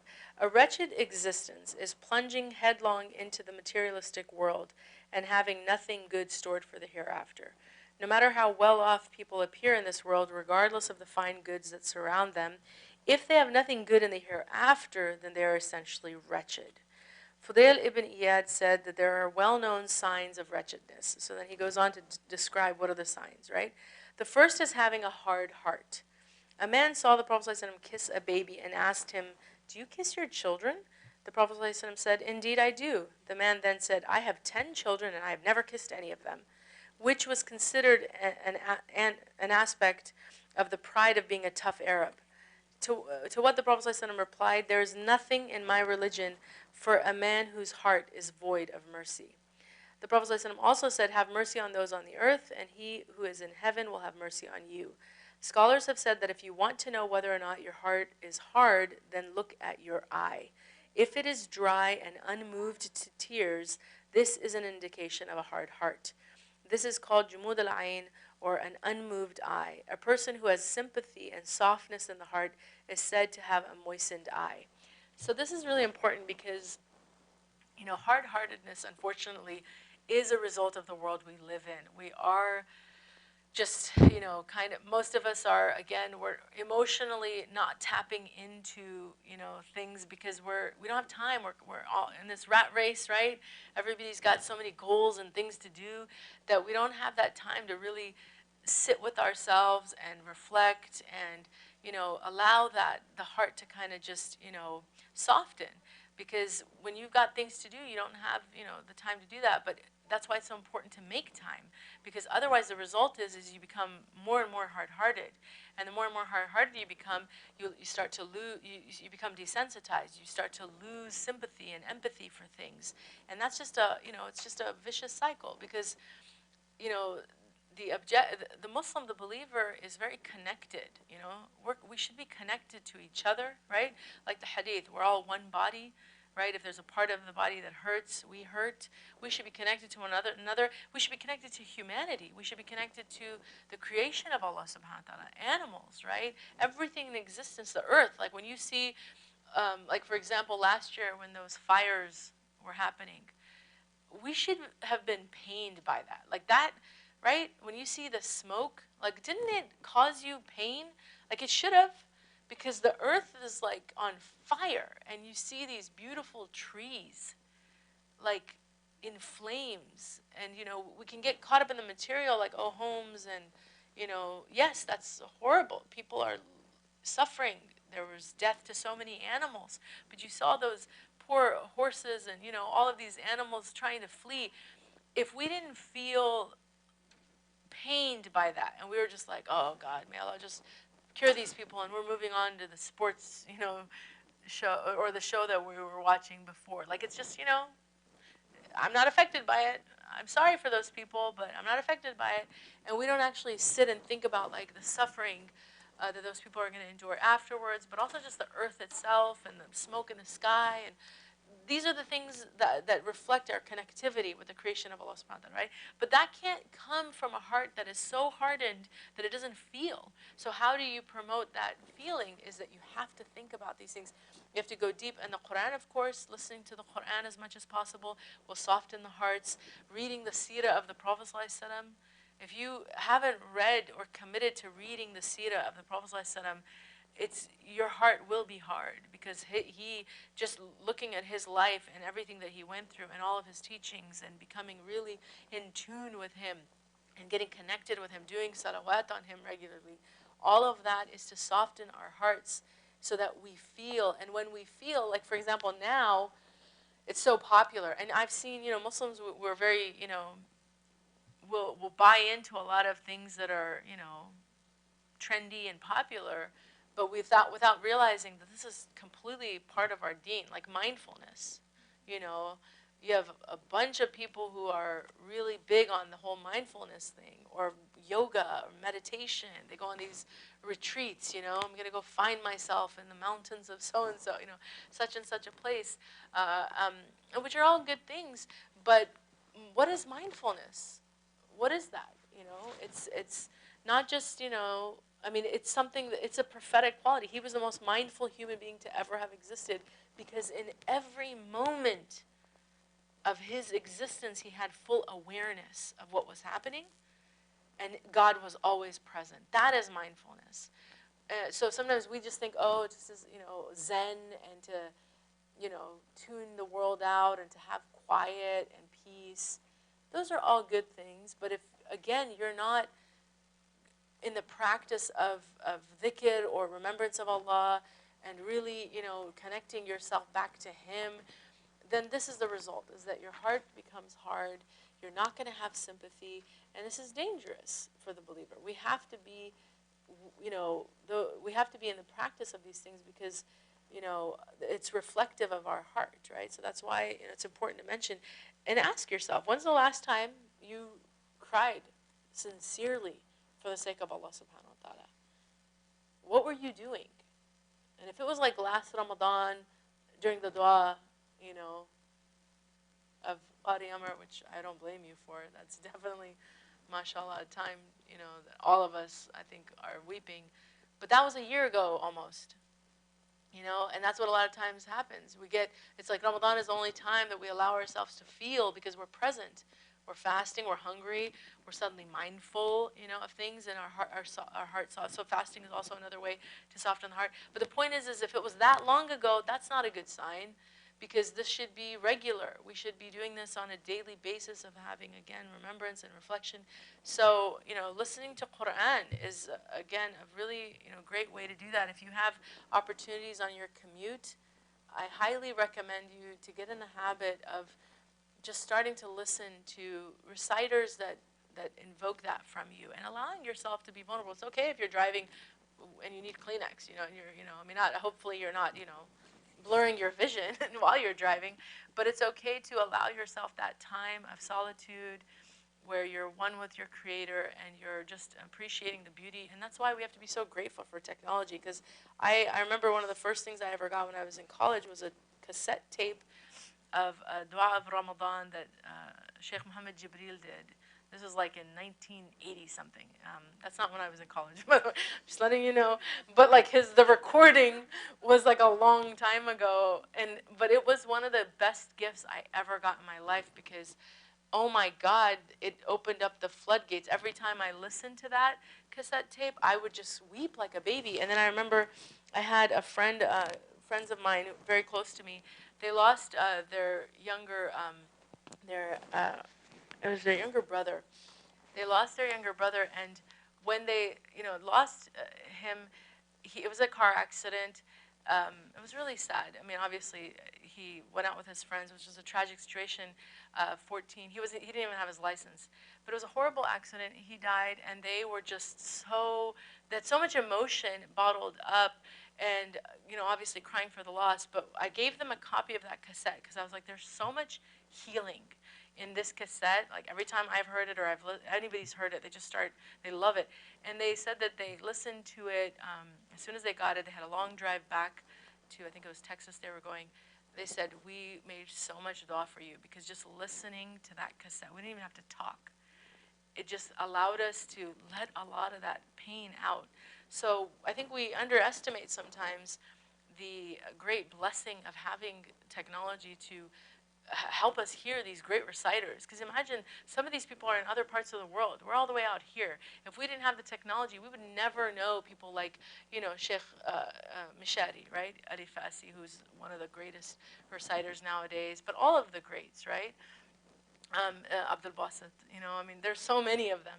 But it's because of technology, which is a blessing from Allah subhanahu wa ta'ala. So why aren't we using that? And instead we're willing to listen to, again, music, and we have playlists and playlists and playlists, and people just waste so much time.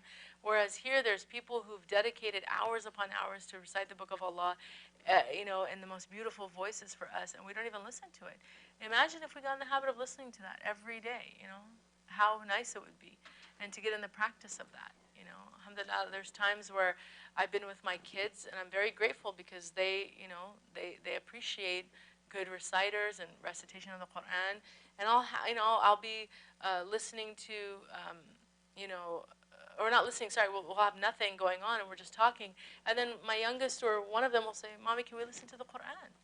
Alhamdulillah, because he realizes the benefit of driving on a nice drive and having the Book of Allah playing in the background. But we have to create those environments in our families so that they know that that's an option even, but sometimes we don't do that. So I think it's really important to connect our hearts back to the Book of Allah. I mean, reciting it, reading it, whatever it is, but to the point where your heart, you begin to start softening it. And that's an active thing that we all have to do. I think one of the great scholars, I remember he was talking specifically to the brothers, and he was saying that for brothers, if you're not moved by the Quran or descriptions of the Prophet ﷺ, that you should actually fake it until it's kind of like, pumping the heart, getting it going. It's, like just, do the motions, do the moves, because maybe that will inspire you to actually let go a little bit. Because, again, we live in a culture where men are taught not to ever cry and to be tough and strong all the time. So I think in many cases, it can be a harder thing to do for a lot of men. But if you remember that, this was a prophetic quality. He was very soft-hearted, and he wept much, right? The hadith, if you knew what I knew, you would laugh little and weep much. This is the Prophet ﷺ. On page 72, again, the second paragraph, the hadith states that the second sign of wretchedness is a lack of modesty or shame. Among the words revealed to humanity are, if you feel no shame, then do what you will. So I think that's pretty self-explanatory. If you have no shame, then do what you will. A'udhu billah. The third sign is coveting the world. It is said that no one increases his good share in the hereafter without incurring loss in his worldly affairs, and no one increases his worldly affairs without diminishing or harming his share in the hereafter. Because the two realms are opposites. An increase in one is a decrease in the other. This does not mean that wealthy people automatically have diminished shares in the hereafter. There's a Moroccan parable of an ascetic who heard about a learned man, a sheikh, who was beloved to God, a saint. This ascetic came down from his mountain riding a lion to meet the sheikh. He arrived at the sheikh's home and saw that he lived in a palace. The ascetic who lived in a mountain cave was shocked at the luxury in which the sheikh lived. The sheikh came out to greet the ascetic, who asked the sheikh, "Where can I put my lion?" The sheikh told him, "Put him in the barn with my cow." The ascetic objected, saying, "He will eat your cow." The sheikh told him, "Don't worry, just put him in the barn with the cow." The ascetic did as he was told. The two then had a large dinner, though the ascetic was accustomed to eating only dates with water. At night, the sheikh went to sleep, while the ascetic stayed up all night in prayer. Annoyed by the snoring of the sheikh, he heard through the door. The next morning, the ascetic prepared to leave and went to the barn to retrieve his lion. He did not find his lion because the cow ate it.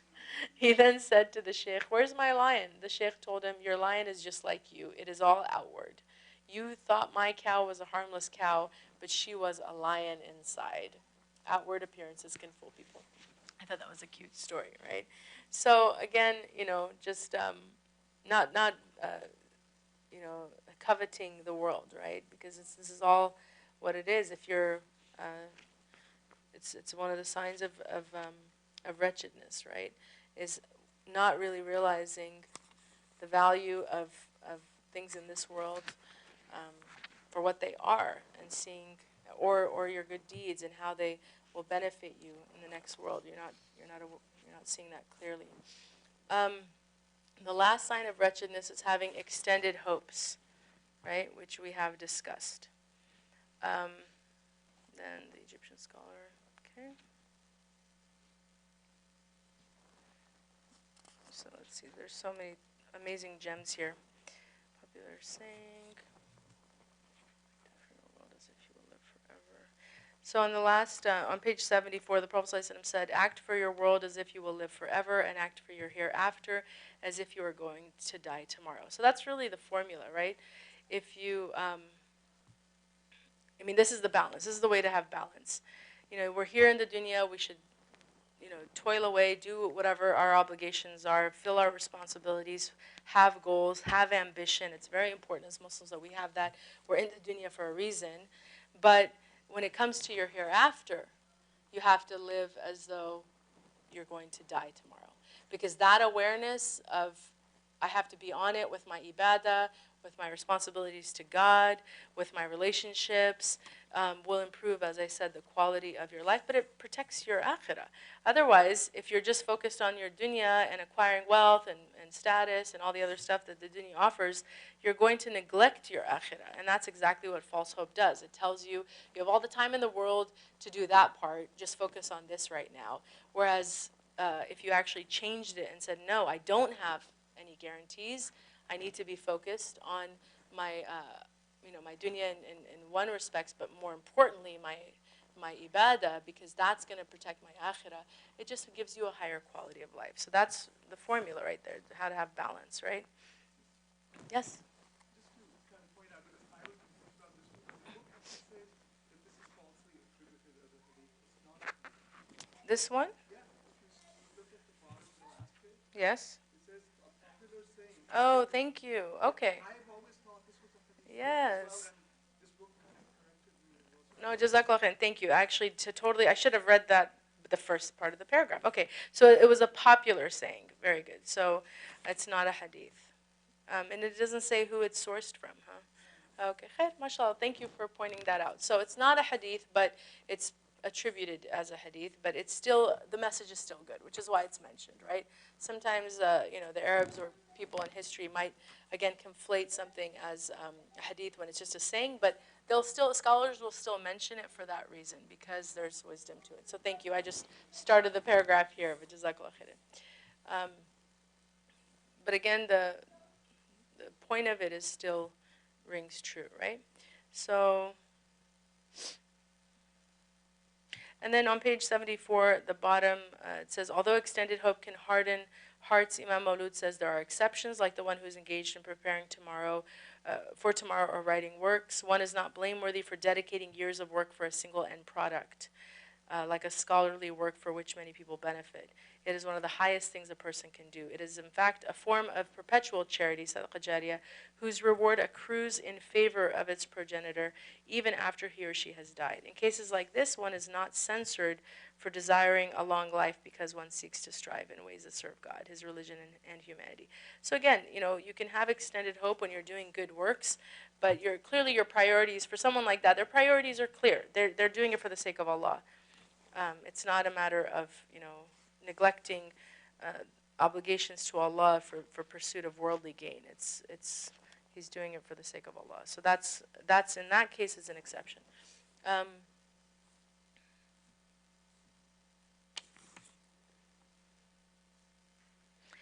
On page 76, at the top, it talks about, again, kind of what we stressed about the remembrance of death, and to really be, as part of something that we should be actively doing. Here it says that many of the righteous forebears of Muslim civilization stress that one should visualize the states of death and the afterlife.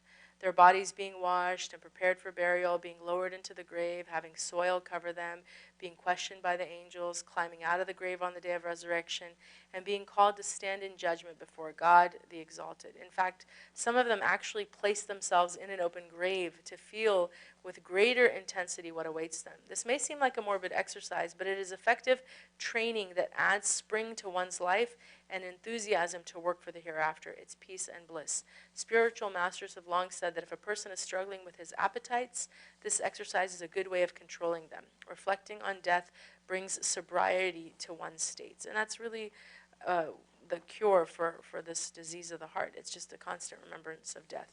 And then he goes on to mention the difference between raja, the hope, right?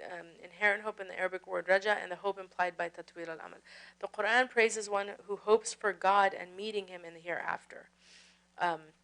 Right? Say, O Muhammad, I am but a man like yourselves, but to whom it is revealed that your God is but one God. So whoever hopes to meet his Lord, let him do righteous deeds and never associate anyone with the worship of his Lord. And then a famous hadith narrated from Aisha relates that the Prophet ﷺ said, whoever loves to meet God is one whom God also loves to meet. And Aisha asked, O Messenger of God, what about disliking death? He replied, it is natural to dislike death, but ultimately meeting God is something the believer seeks and looks forward to. This kind of hope is known as raja. It is a hope coupled with sincere effort to achieve what one hopes for.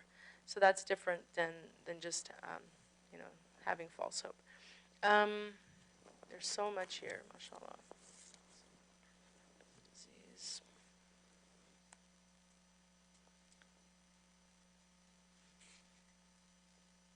So on page 77, second paragraph there's also another important thing to note. And we're just differentiating the different, or explaining the different types of hope. Yet there is yet another kind of hope called umniya, which is blameworthy in Islam. Essentially, it is having hope but neglecting the means to achieve what one hopes for, which is often referred to as an empty wish. One hopes to become healthier, for example, but remains sedentary and is altogether careless about diet. To hope for the hereafter but do nothing for it in terms of conduct and morality is also false hope. And this is also a big part of our problem now, right? A lot of people just have this idea that, God is the most merciful and, I have a pure heart and I'll be forgiven. And they'll say these things, and those are all true statements. God is the most merciful.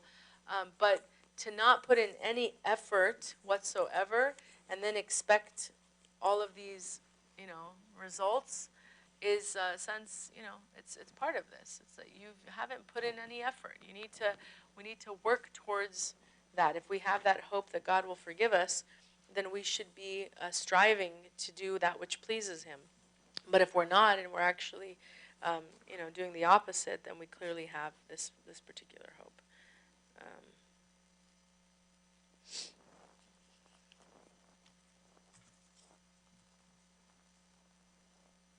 On the bottom of page 77, it talks about khawf, right? Fear.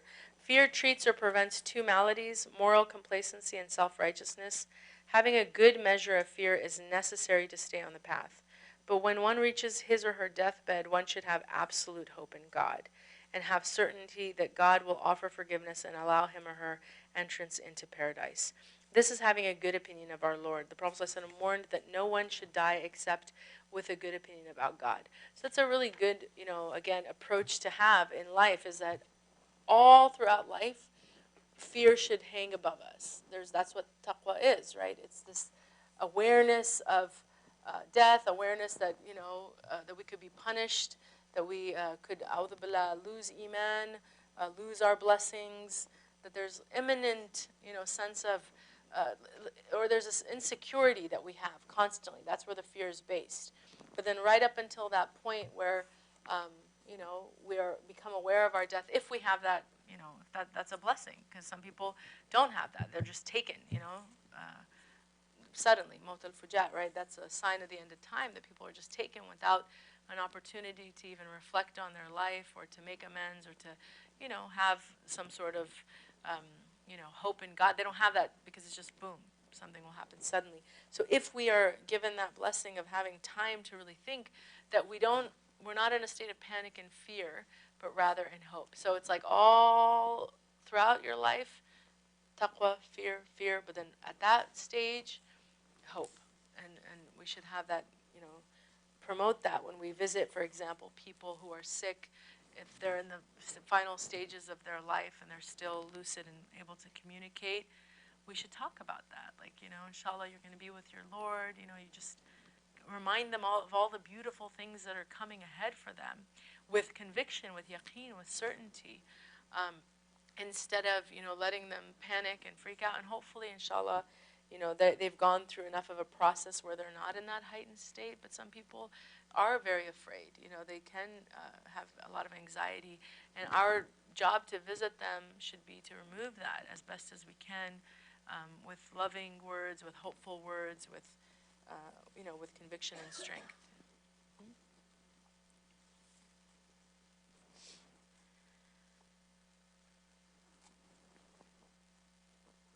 Yes.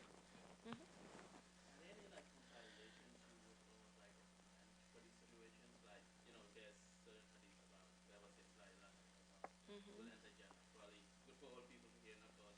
Right. Might be complacent.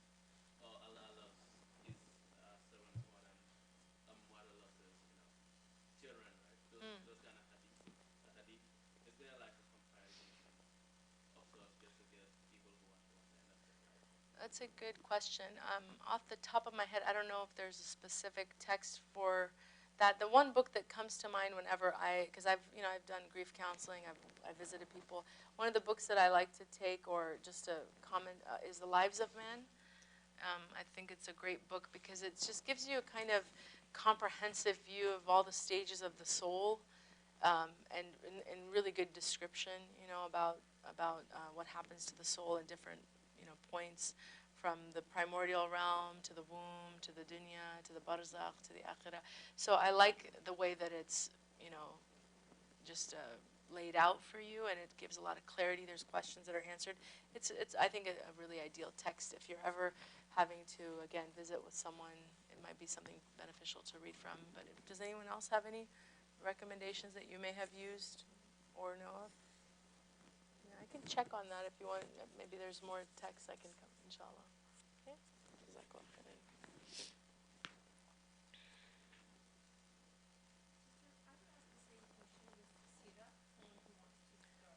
Sure.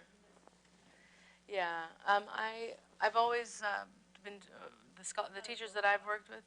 Yeah, Martin Ling's is a good book to read. Muhammad. It's a big green book.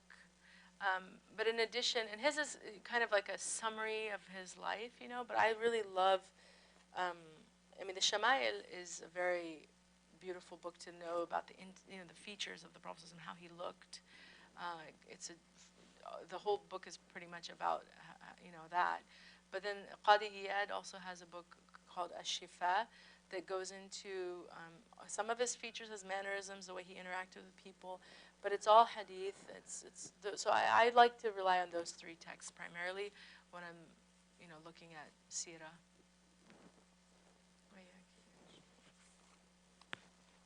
Okay.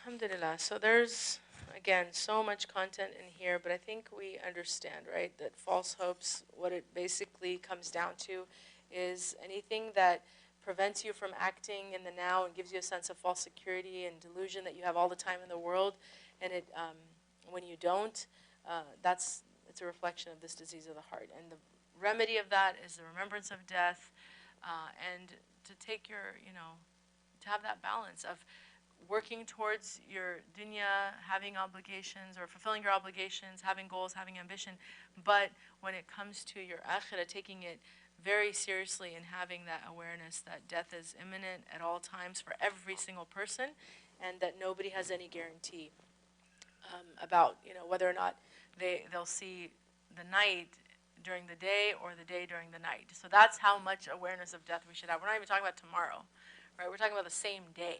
Like, we don't know what the night has in store for us. And that's why, when we hear of sudden deaths of people who, and they've happened right here in our community.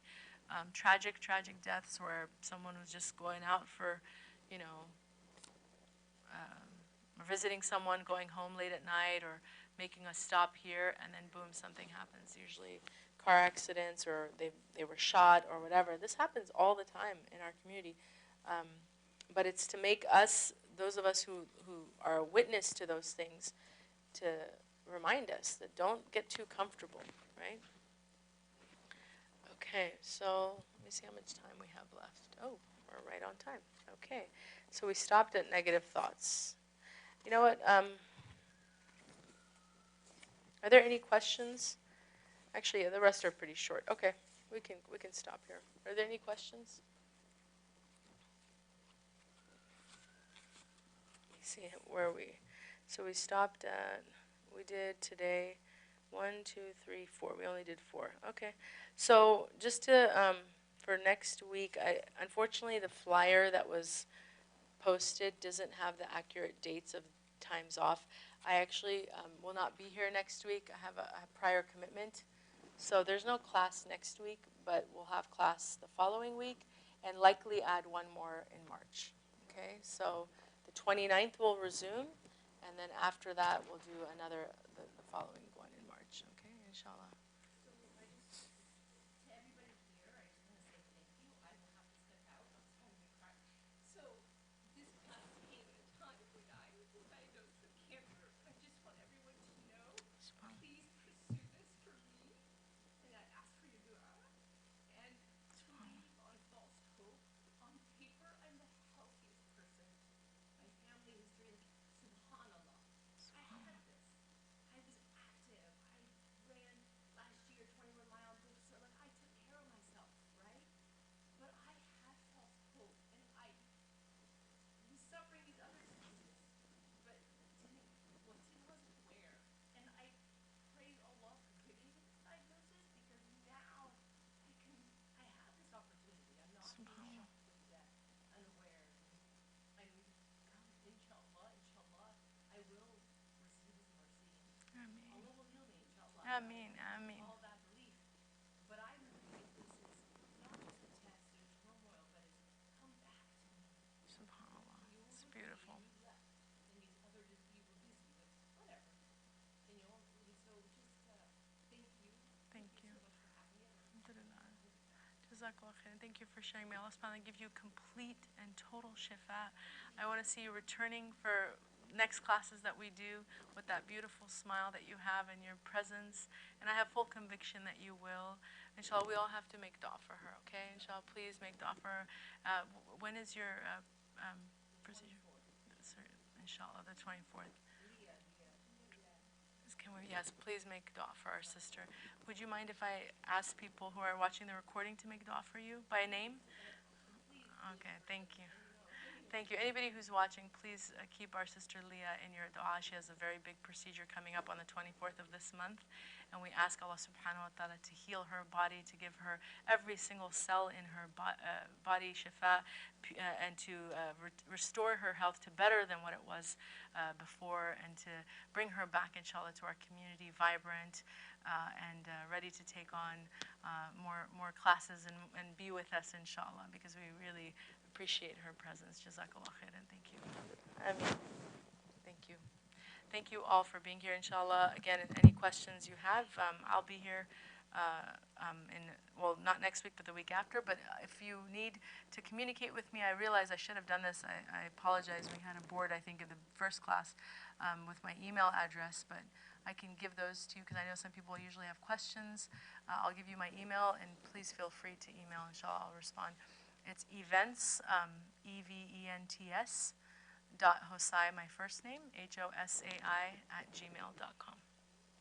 Okay, jazakallah khairan. Thank you so much. Oh, we'll end in dua. Forgot my dua. سبحانك اللهم وبحمدك أشهد أن لا إله إلا أنت نستغفرك ونتوب إليك. بسم الله الرحمن الرحيم والعصر إن الإنسان لفي خسر إلا الذين آمنوا وعملوا الصالحات وتواصوا بالحق وتواصوا بالصبر. جزاك الله خيرا. Thank you again.